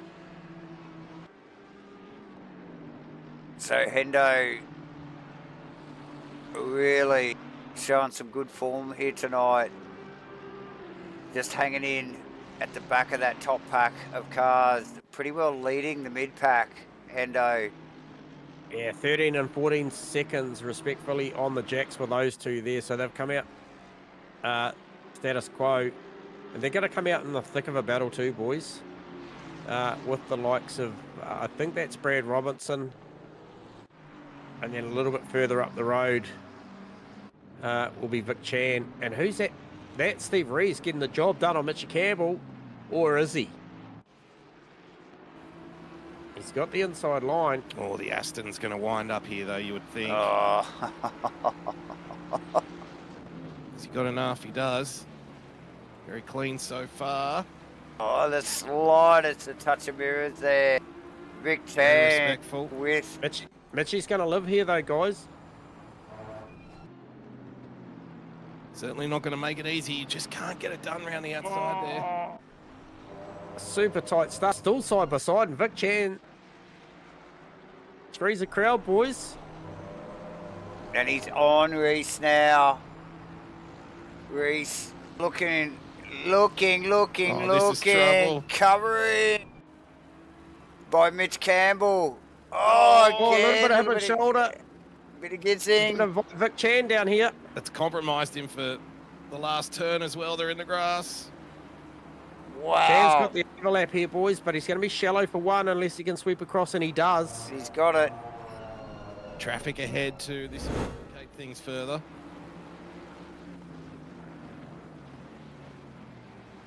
So we'll just pick up on a replay of that. Ooh. Fantastic. Super cool. Great exchange from, from these two. And then Chan getting involved towards the end. Redbull just steps aside.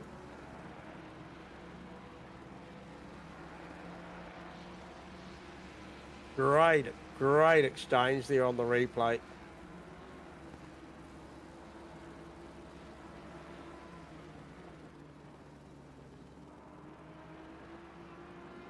Just enough space given, but not enough. So they'll battle on. This will happen again before too long. No doubt, J-Man. So Koza finds himself back at the top again, guys. That didn't take too long. With the likes of Aerosmith, Bentz, Smith and Robertson still to stop, just to maybe level that field up, which will allow Antoon back into second and provisionally allow Campbell back into third. Provisionally, I might add. Well, this is the race. This is what I mean. The guys with the newer tyre, that advantage that they have is diminishing lap after lap as well as their tyres start to age. So you really got to make hay here while the sun shines. Chan is going to have a big look on Campbell. Over under, got to avoid that. So close. Wow.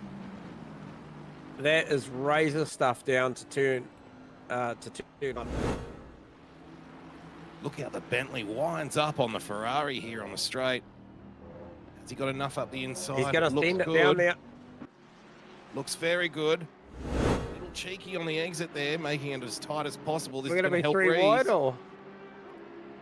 I think Rees is going to have the inside look here. Yeah, look, he's got the draft. He's got the draft as well. Oh, no! Oh, and Rees into big the moment. Has he recovered? Yes, he has. Oh, there'd be a lot of damage in front of that Aston Martin from that whack. Yeah, and who is that? That's Kale through, is it? Or trying? Yep, Kale is around the outside now, but they're in traffic now. This is the problem. Oh, and that's Spence Robinson through. That's a big battle now. Rees is going to have to dig deep for just under 19 minutes and try and make good here. Yeah, Robertson yet to stop, not making it easy. It looks like I he's think coming Robertson, in the pits now. that's him trying to get in now, and it's a very awkward pit entry here at Red Bull Ring. Aerosmith in the lane too, boys. This is going to have huge ramifications on the championship. Steve Rees now down to P12, guys. P11 with Robertson firing in the pits as Aerosmith as well, as you mentioned, J-Man. Yeah, 12-second stop for Stewie. Oh, nice stop from Aerosmith. So Rees has gone from potential podium now to just trying to hang on in the top 10. Okay, where does the see Aerosmith come out? Oh, he's come out really well here, hasn't he? Yeah, P11, he's made a ton of time. Yeah, he has made a heap of time, just in front of Mitchie Haas, so good stuff.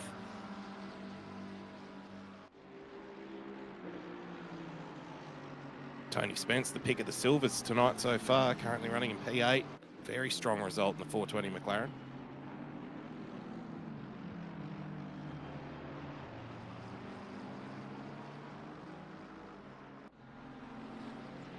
So Spence finding himself in front of Cale and Rees, doing a stellar job.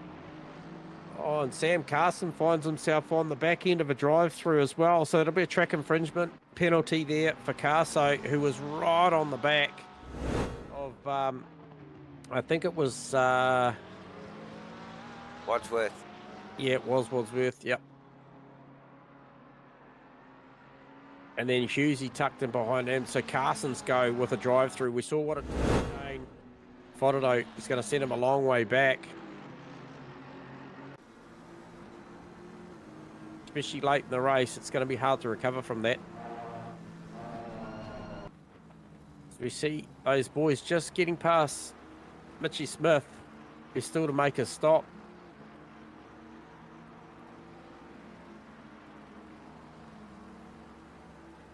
Oh, Campbell down the inside. Big under brakes down at turn 2. Can he stick with this? Look, the drive of the Bentley, too good off of turn 2. Down at turn 3. It's a big move, though. It's the battle for P3. He's not going to give it up lightly. Ferrari is on the older rubber.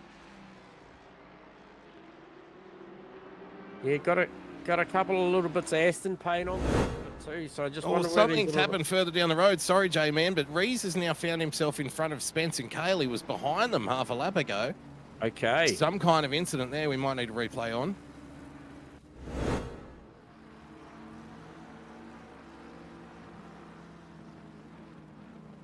So looking out of the back of Spencer's car now, out of 1 in the replay. So run down towards 2.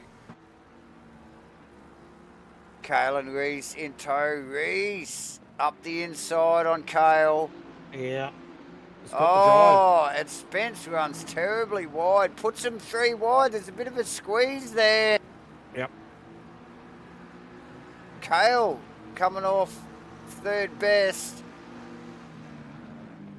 And Spence and Rees go at it down into 3. Rees coming out on top.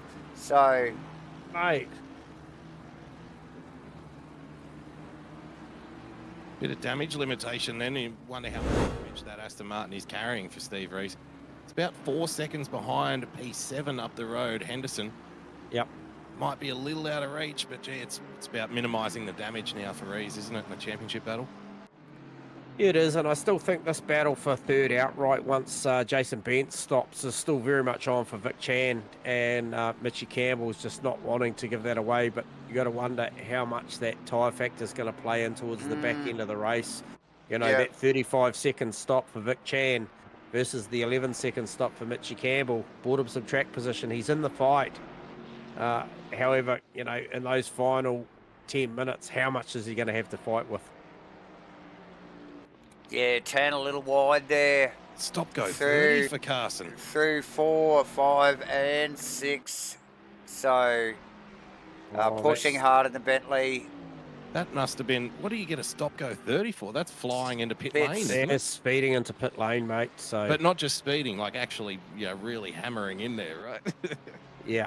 As we see Smith come in to make that official stop as well. So with only once Smith's completed the stop, it'll only be Richo, okay, the 100 car Jason Bents to make his stop. Now he's run a good race out there, running the long game here is Richo. Stu Arrowsmith's got a battle on his hands trying to keep Mitch Haas out of the top 10 here. Haas is having a very strong run tonight after a couple of disappointing results throughout the year. Silver class, it's on. Yep. Couple of McLarens going at it, Rusty. Couple of teammates too. Mitch Haas newly joined 777 this season. Yep. Yeah, strong stable is 777, as is some of the other teams we see out there with OES and co. They have really got some good resources to pull from now. Definitely a presence in the silver class, that's for sure.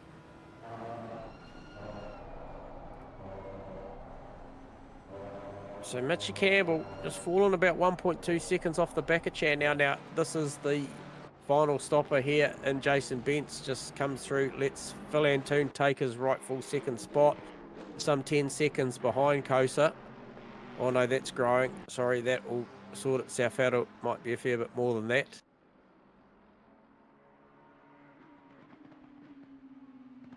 But Rees is making up a lot of time. He's just taken 8/10 out of Henderson.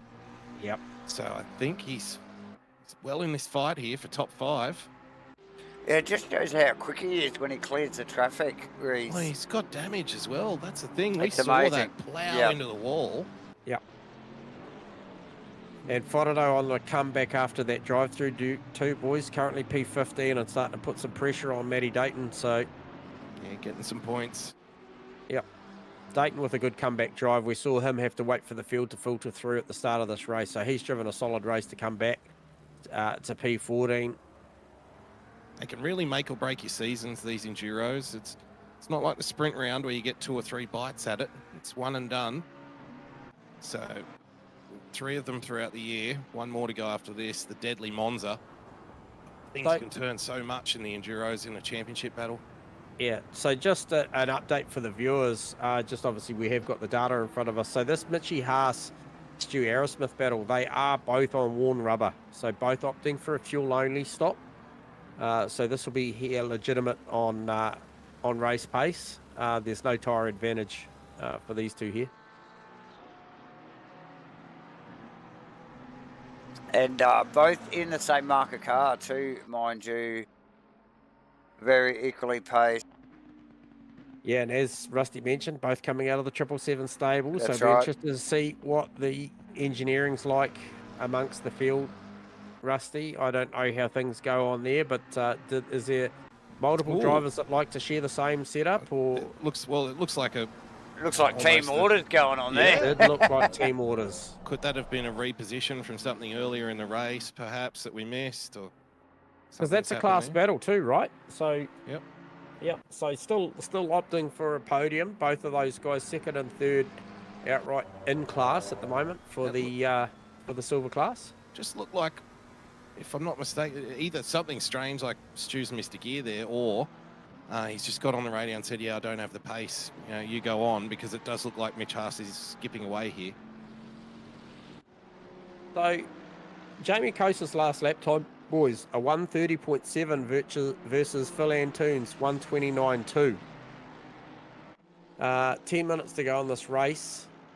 I believe we're looking at something like a 10-second difference. I'll just get a read on that once they cross the next sector line so I can get an idea on that. What are we looking at? We are looking at around about... Yeah, I believe it's somewhere around about 10 to 12 or 10 to 11 and a half seconds. So 30.7 plays a 29.1.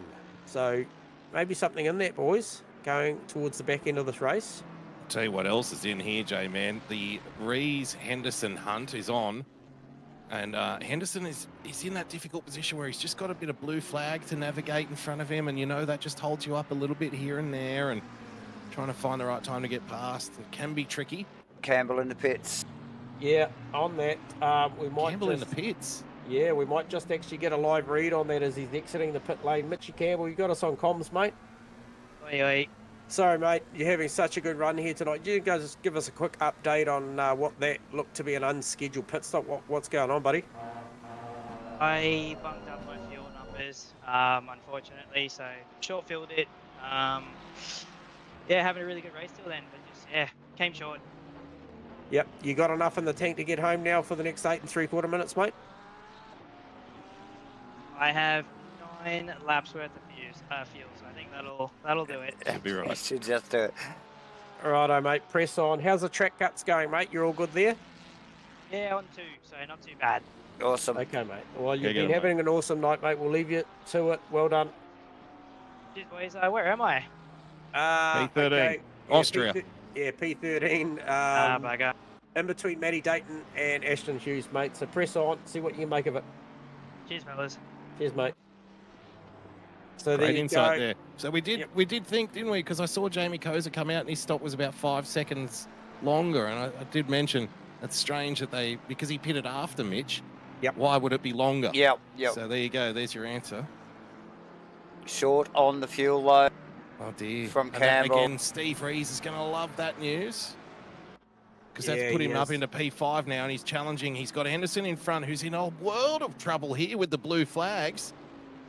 Macrolos gets past finally. Yeah, he's got No that favours Vaughan- being done Vaughan there. Martin up ahead of him next, and I believe Martin's probably in a battle with Macrolos. That's so, right. That's the difficulty we talked about before. Yeah, and you can see them now, Henderson and Reese separated between Macrolos. Ooh, Oh, Steve Rees with a big wiggle. little dirty air there, I think. Oh, and Yep. he just dropped a wheel in the gravel on the way out too. Yep, he did. That was really, really messy. He's pushing Oh, hard. and Macrolos Macrolos. pushing, and Martin was pushing there too, so they're all going at it. You get that dirty air around there, it can be deadly. Tricky stuff. Vaughan's wide up ahead. Martin, don't rejoin Yeah. there, mate. Don't rejoin Oh, there. no, Martin. Oh, he did all right. Yeah, he did Got away okay. with it. Yeah. Very tricky. There are always spicy rejoins here at Red Bull Ring. Martin's got to be careful though, because Kenny's coming on strong as Yeah. well. So He's in a fight. And now that gap for Rees to get up to P4, which would be, just about as good as you could hope for after that incident. He was down in P10, mind you. so once again, I'm watching intently. Sorry to keep bringing it up, boys, but Kosa with a 130.7, Antoon with 129.0 brings that margin back to 6.2 seconds, boys. 6 minutes to go. Is Kosa just managing this one, or are we seeing a sting in the tail here? Oh, I think he might be managing. No need to push. Manage the gap. I mean, he's got 5 seconds with 5 minutes to go. Or is Kosa fuel managing? Give me a Could look, give be, me a read yeah. on what did he do? He did a 16-second stop. Okay, could it be on fuel management mode? It's hard to tell at this point. We're speculating up here, viewers. So He's consistently in the high 30s. it is. And a 28.9, so maybe Phil just getting a little incentivized by the times ticking over on the relative. Yeah, 4.8 seconds the margin now. Just want to go back to Steve Rees and Hendo, guys. Henderson, 2 Aston Martins. Rees, we believe, his one is a little banged up. But that gap now down to 0.3. And that will see Henderson in P4 if he gets that done before the end of the race. It's not going to be easy, though. Henderson won't make it easy for him. No, nice work from Hendo. Just like I said, just sort of keeping the aliens honest throughout the whole race, leading that mid-pack for most of it. And here it is. He's sort of shaken out now as we wind down in this last 4 minutes. Kept the car pointing in the right direction, hit his marks in the pit stop, and here he is. Cale and Spence, it's also one to keep an eye on. Cale and Spence, these two. Look, they've still got this Macrolos. Yeah, it's a minefield, isn't it? They've got so much going on around them. Really in amongst it all. That's a 3-way battle up ahead, and Hughes and Wadsworth just trading positions there as well, coming out of 2 as they run down to 3 here. Wadsworth looking. Oh, forces Hughes. Slightest of mistakes. Keeps them really close. We got Dayton on fodder though. Another update, boys. 30.7 for Kosa, 28.9 for Antoon again. Sees the margin at 3 seconds, 2.8 seconds as we speak. It's taking crushing. huge chunks. It's massive chunks. Is Kosa on fuel save mode? We got a little under 3.5 minutes to go. It's a little close for comfort now, isn't it? It's getting close. Oh, this Cale Spence situation, this could end in tears. It's Simpson gets out of the way. Oh, and you got look at the Henderson Rees thing going on. Someone off up ahead. There is cars like literally everywhere as they come through some of the lap vehicles on track. Turner's just going to try and hang it out there and get out of the way. He does well. Still benefits Reese slightly. Oh, it's just epic. These guys, a little bit of a wriggle again from Reese as he drops it down the hill into that left-hander there. We've seen it time and time again. Henderson looking solid. You just feel like... big slip from Hendo. Surely whatever little front aero that Aston has, it's going to be compromising Reese's car because of that bump earlier, but he's going to have a big look here into heading into the final turn. Big over-under, he's got overlap. Here we go, there's the overlap. Henderson force wide. It's going to be a drag race up to 1 with Reese. I think that's the damage coming into play there. That's the deal. Ducks back in behind. Wow. And under 2 seconds now, boys. 29.8. You can see the target ahead. Koza responded with a 29.8, but it was still nearly a second quicker for Antoon that lap 2 round. laps to go. I think he's going to be right there at the end, boys. So round up Sharks there. Oh, dearie me. Winding up as we wind down, ladies and gentlemen. Round 5, Red Bull Ring, Asrnz 2024 GT3 Series 2. Get involved. Look at this. Awesome stuff right down to the wire. Under a second now. Koza's in trouble here, boys. Koza is in trouble. It's under a second. He's lifting. It is under a second. Antoon is right there. 1 more lap. He only has to last 1 more lap. This will be the white flag. 0.7 across the line with 1 more lap to go for the latest race. He had such a commanding lead, and Antoon has reeled him in. Where is it? Is he fuel saving? We're about to find out as they head up between 1 and 2. We'll know if he's this is so if he's lifting on the throttle. Can he hang on for what has been an absolute fantastic race, as is Hendo? Can he? Reese down the inside. Reese down the inside. Turn 2 gets the job done. Hendo has it happen. Turn 1, actually, J-Man. Turn 1, sorry. So we just picked that up on the replay. We've got to get back to Antoon. And Koza. Yeah, he's right up a second. Also, Hughes Benz is going on as well. It's all going on in the last lap. Probably got to stick with this lead battle here and see what comes of it.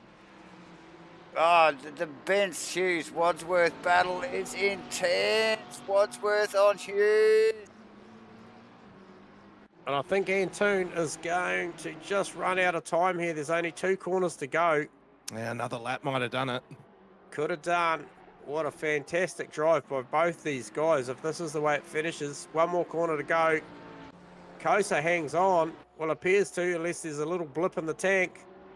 He does by the smallest of margins. Very small margin to Antoon. Round 5 here at Asrnz 2024 GT3 Series 2.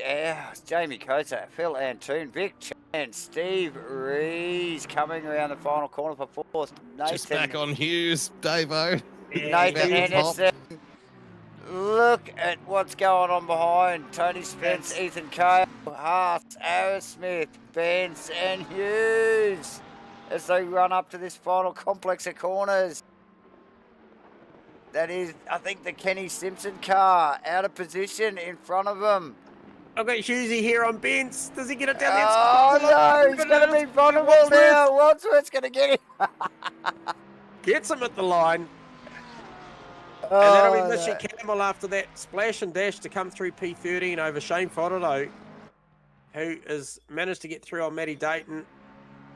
Hold that off. So it sees Dayton through in 15th.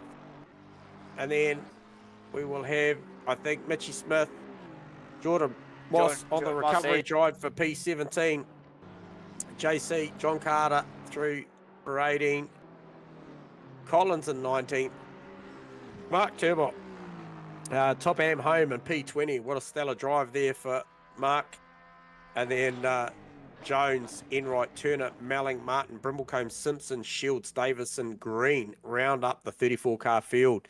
So fantastic here, round 5 tonight. And look, we won't muck around too long, and we'll go and grab. I think everyone's got a story here tonight, but top of the so the 3rd place position tonight goes to Vic with a really gritty drive, and we'll grab him down in the comms box. Vic Chan, you got us on comms?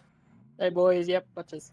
Mate, how you feeling? Give us an insight to that one. That I felt like that 85-minute race here at Red Bull Ring had a bit of everything, mate. You're amongst it pretty much all night. Yeah, not sure what happened to Reese there. I think he came together with Mitchy, but yeah, I'm not sure. I was just sticking my nose in the gaps and trying to go. Look, mate, ton of pace on the Bentley there tonight. You look really comfy. Is that how it was out there, or you pushing hard, or you actually felt like the car was in the zone? Yeah, it was on and off. I mean, I'll go through ups and downs just like every other race, I guess. I was on a mission trying to chase Reese, but yeah, I guess we caught up to Mitch. I'm thinking he didn't change tyres. He short-filled, mate. He short-filled and grabbed some track position. Actually short-filled it too much and had to stop back in there. Yeah, I was gonna say he short-filled a little too less. Yeah, so you probably need a little bit more than that, but nonetheless, it put him in some good battles with yourself and Steve Reese, and man, that was action-packed. That was certainly one of the highlights of the season so far. I think you did a fantastic job out there, and yeah, playing the numbers, mate. It was getting spicy at the end of the race there. It was all coming together. I was like, oh, there's a lot of people to pass here. But yeah, well done to Jamie as well and Mav. They were too quick. Yeah, big drive too, mate. Double points on offer tonight, and obviously awesome. The 585 car copping a drive-through penalty saw that car fall back a fair way tonight, and that's going to bode well for your championship. Obviously, finishing ahead. I think the 585's trying to get a demotion back down to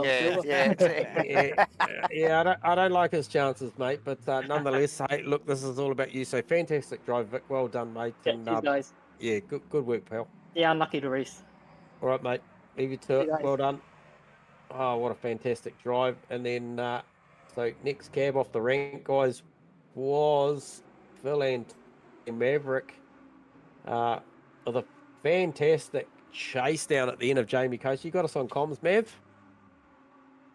G'day, guys.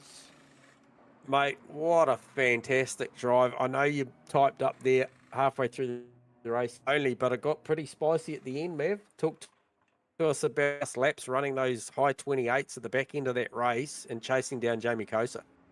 Yeah, well, I thought he was long gone, so then I was just, happy to hit the cruise control button and just bring it home.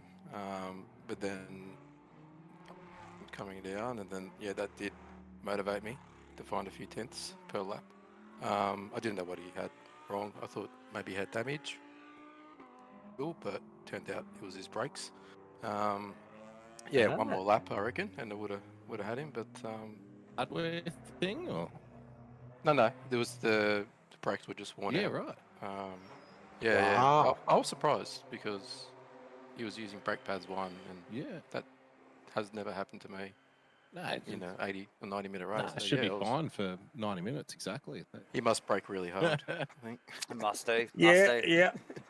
Hey, but hey, that bodes well, obviously, with Reese getting engaged in a battle with Campbell back there, and probably creates a little bit of separation to round 6, and obviously Fodado having a drive-through sees that shuffle around a little bit. So one, yourself leading the series, Phil, and it ain't easy out there, though, I can imagine, mate. The challenge is tough, but you certainly showed some really good form the back end of that one. Actually, the whole race, mate, I know you mentioned it was a bit lonely, but just shows you've got to keep plugging away. You never know what happens at the back end of these enduro ones. So double points on offer, that'll bode well. So, yeah, congratulations, mate. Another fantastic drive from Maverick. Well done. Thanks, guys. Cheers. Mate. Nice awesome, work. mate. So, Phil and Toon, ladies and gentlemen. And Jamie Kosa down and find out a little bit more about this brake situation when I can actually find my channel. Must have put the qualifying brake pads on. What? I guess. What?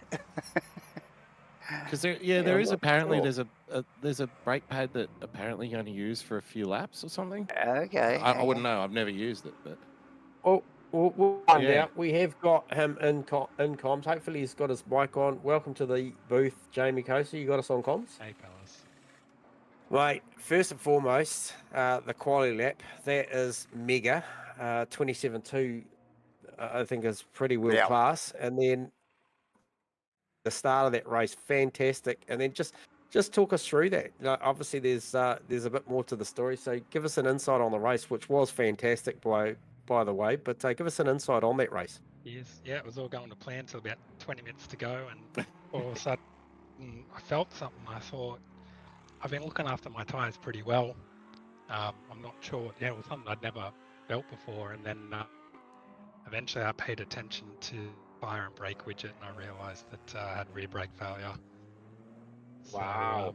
So, Wow. I had to so what's figure out how I was going to manage that for the next 20 odd minutes. was that like? Did you put the wrong brake pads on, or is that just a random thing? Because it seems really rare. Like I can't remember that ever happening. Yeah, I don't recall ever having an issue with this length of race. Yeah, right. On pads 1, but I don't know. Maybe I had my brake bias quite far to the rear. Wow. Maybe, it could be a combination of things. Great effort to manage that though, mate, for the last 20 minutes, because we did notice you were consistently doing kind of high 30s. Was that the number that you had in your head? Well, if I can do this, I'll manage the gap, and that's the way it turned out, right? It was less than a second over the line, but you were a second in front, and that's all that counts. Yeah, I was trying to do the arithmetic in my head, but the other problem was I'd come out after my pit stop in a battle for like 21st, 23rd, 24th or something like that, and they were going at it. And so I was trying to juggle. They were clearly now faster than me. How do I let them through? But everyone's making mistakes. It's late race, so it was all a bit hectic, to be honest. There was a lot of that going on. Don't worry, wasn't there, J-Man? That was happening up and down the field for everyone. There was. I think your pit stop and then where you came out, I believe you came out behind Pricey and someone else really hot in the battle too, JC, and that probably upset your rhythm a little bit, and then you had to clear those guys and then press on. But just talk to us a little bit about those of us up the booth that haven't driven these things for a long time, and maybe some of the viewers, just try and give them a bit of insight. So when you talk about it was the rear brakes that failed, and obviously you've got control over brake bias, and obviously most cars are heavily dependent on somewhere 60% or better towards the front. Do you have control over brake ducting in these GT3s, JC? In the setup, yes, you do. Though it's not as impactful these days as what it used to be in the earlier versions of the game. But yeah, I thought maybe I'd nailed it. My pressures were all good throughout the whole race, basically. So yeah, I could have been an impact with the ducks too. I'll have to do some research now and figure out what I've done or haven't done. So inside that, just thinking about that, so potentially if the ducting was probably a little too light, then you would have seen spiked tyre temperatures. So obviously you were pretty happy with the tyre, so potentially maybe not around the brake ducting, but certainly some failure there. So fantastic job though, mate. The display at the start was an absolute clinic. I might have called it as a clinic because it was very dominant over what is a field that's proven to be so far this season very close up the top, with the likes of Reese, Antoon, Chan and co. We haven't sort of seen those sort of margins of late, so it's a very dominant performance. But yeah, certainly be interested in the insight going forward to what went on there. But nonetheless, an absolute demolition at the start, and then to hold on a hard charging Phil Antoon was a fantastic drive, JC. So congratulations on that, mates, and well done. Cheers, guys, and yeah, well done to Mab as well. He almost caught me, so yeah, he was unlucky. It was very close, very close. Good stuff, Jamie. Thanks for the chat, mate. Talk again soon. Cheers, guys. Thank you. All right, so that was Jamie Coaster out of P1 here, doing the business, but just by the skin at the end. Only just. Yeah, Antoon was coming, but what an effort though in that situation where you've got something that's really strange that doesn't really happen. He mentioned he can't remember that ever happening. So being able to compartmentalize that during the race, right? Get through it, manage the gap, the situation and still bring it home for a win. That's why these guys are in the pro class. You know, if that was me, I would have slammed it into a wall at that point. Trying to figure out, trying to wrap my brain around how I'm going to have to relearn how to drive it for the next 20 minutes. It would have been all over. So, absolutely epic effort. Yeah, and a fantastic round was round 5 here at Red Bull Ring for Asrnz. And look, mate, I think I'll hand it back to you, Davo, and I'll just check out there because that was quite something to process. And thank you, viewers, for the watch. And thank you, Rusty. Thank you, Davo. I'll sign out and let you boys close the show. Thanks, J-Man. Awesome. Ladies and gentlemen, and thank you all again for joining us here for Asrnz's 2024 GT3 Series 2 coverage, proudly brought to you by MatchFit Entertainment and Race Command. We are going to give away shit before we run away, so we will get straight to it. And just a quick reminder, just before we go, don't forget to watch the what is it? The Esports NZ qualifier on Saturday night at Asrnz. So definitely tune in for that if you're not competing yourselves. So jump all over it. Just like and subscribe, or not. That's at Red Bull Ring, isn't it? Is that is back here at Red Bull Ring. More of the same. So it's going to be awesome. It's going to be awesome, guys. So yeah, jump on that, and like I said, like and subscribe, hit the notification, and keep up with what's going on with MatchFit Entertainment. But before we go tonight here from Red Bull Ring, we are going to spin the wheel, and we're going to give away some dollars, ladies and gentlemen. To someone random. We're not sure who yet. Let's have a look here. We're gonna, Rusty, you can spin the wheel for the amount.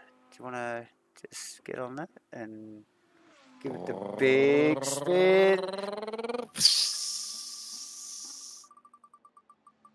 Big spin from Rusty as we roll around. Looks like J-Man's ass is gonna hurt because it's $100 straight up.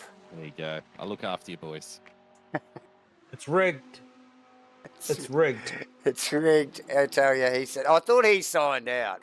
Anyway, we have got one. Now we've got to work out who we are going to give away $100 to.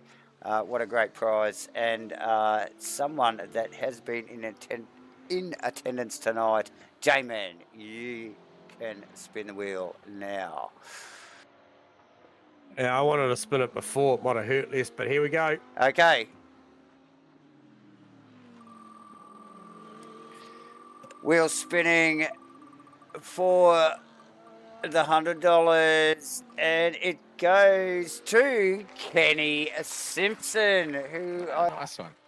Well done, Samo. Yeah, he was there, mate. Absolutely. So pedaling the Mustang once again tonight, Kenny, us always involved in the action here at Asrnz. We must thank all of you viewers once again for joining in on the festivities here for round 5 at Red Bull Ring for Asrnz's 2024 GT3 Series 2. Next week, we are at Spa for a sprint event. Sprints at Spa? Yes, you heard it right. It's going to be awesome. Asrnz sprints are awesome, so you gotta get a look at this. It's going to be cool. We're going to thank again MatchFit Entertainment. We're going to thank again Race Command for keeping all of the cogs well oiled, and we're going to thank you guys for joining us once again. Thank you, Rusty. Thank you, J-Man. And we will see you all again next week at Spa for Asrnz's 2024 GT3 Series 2. Bye for now.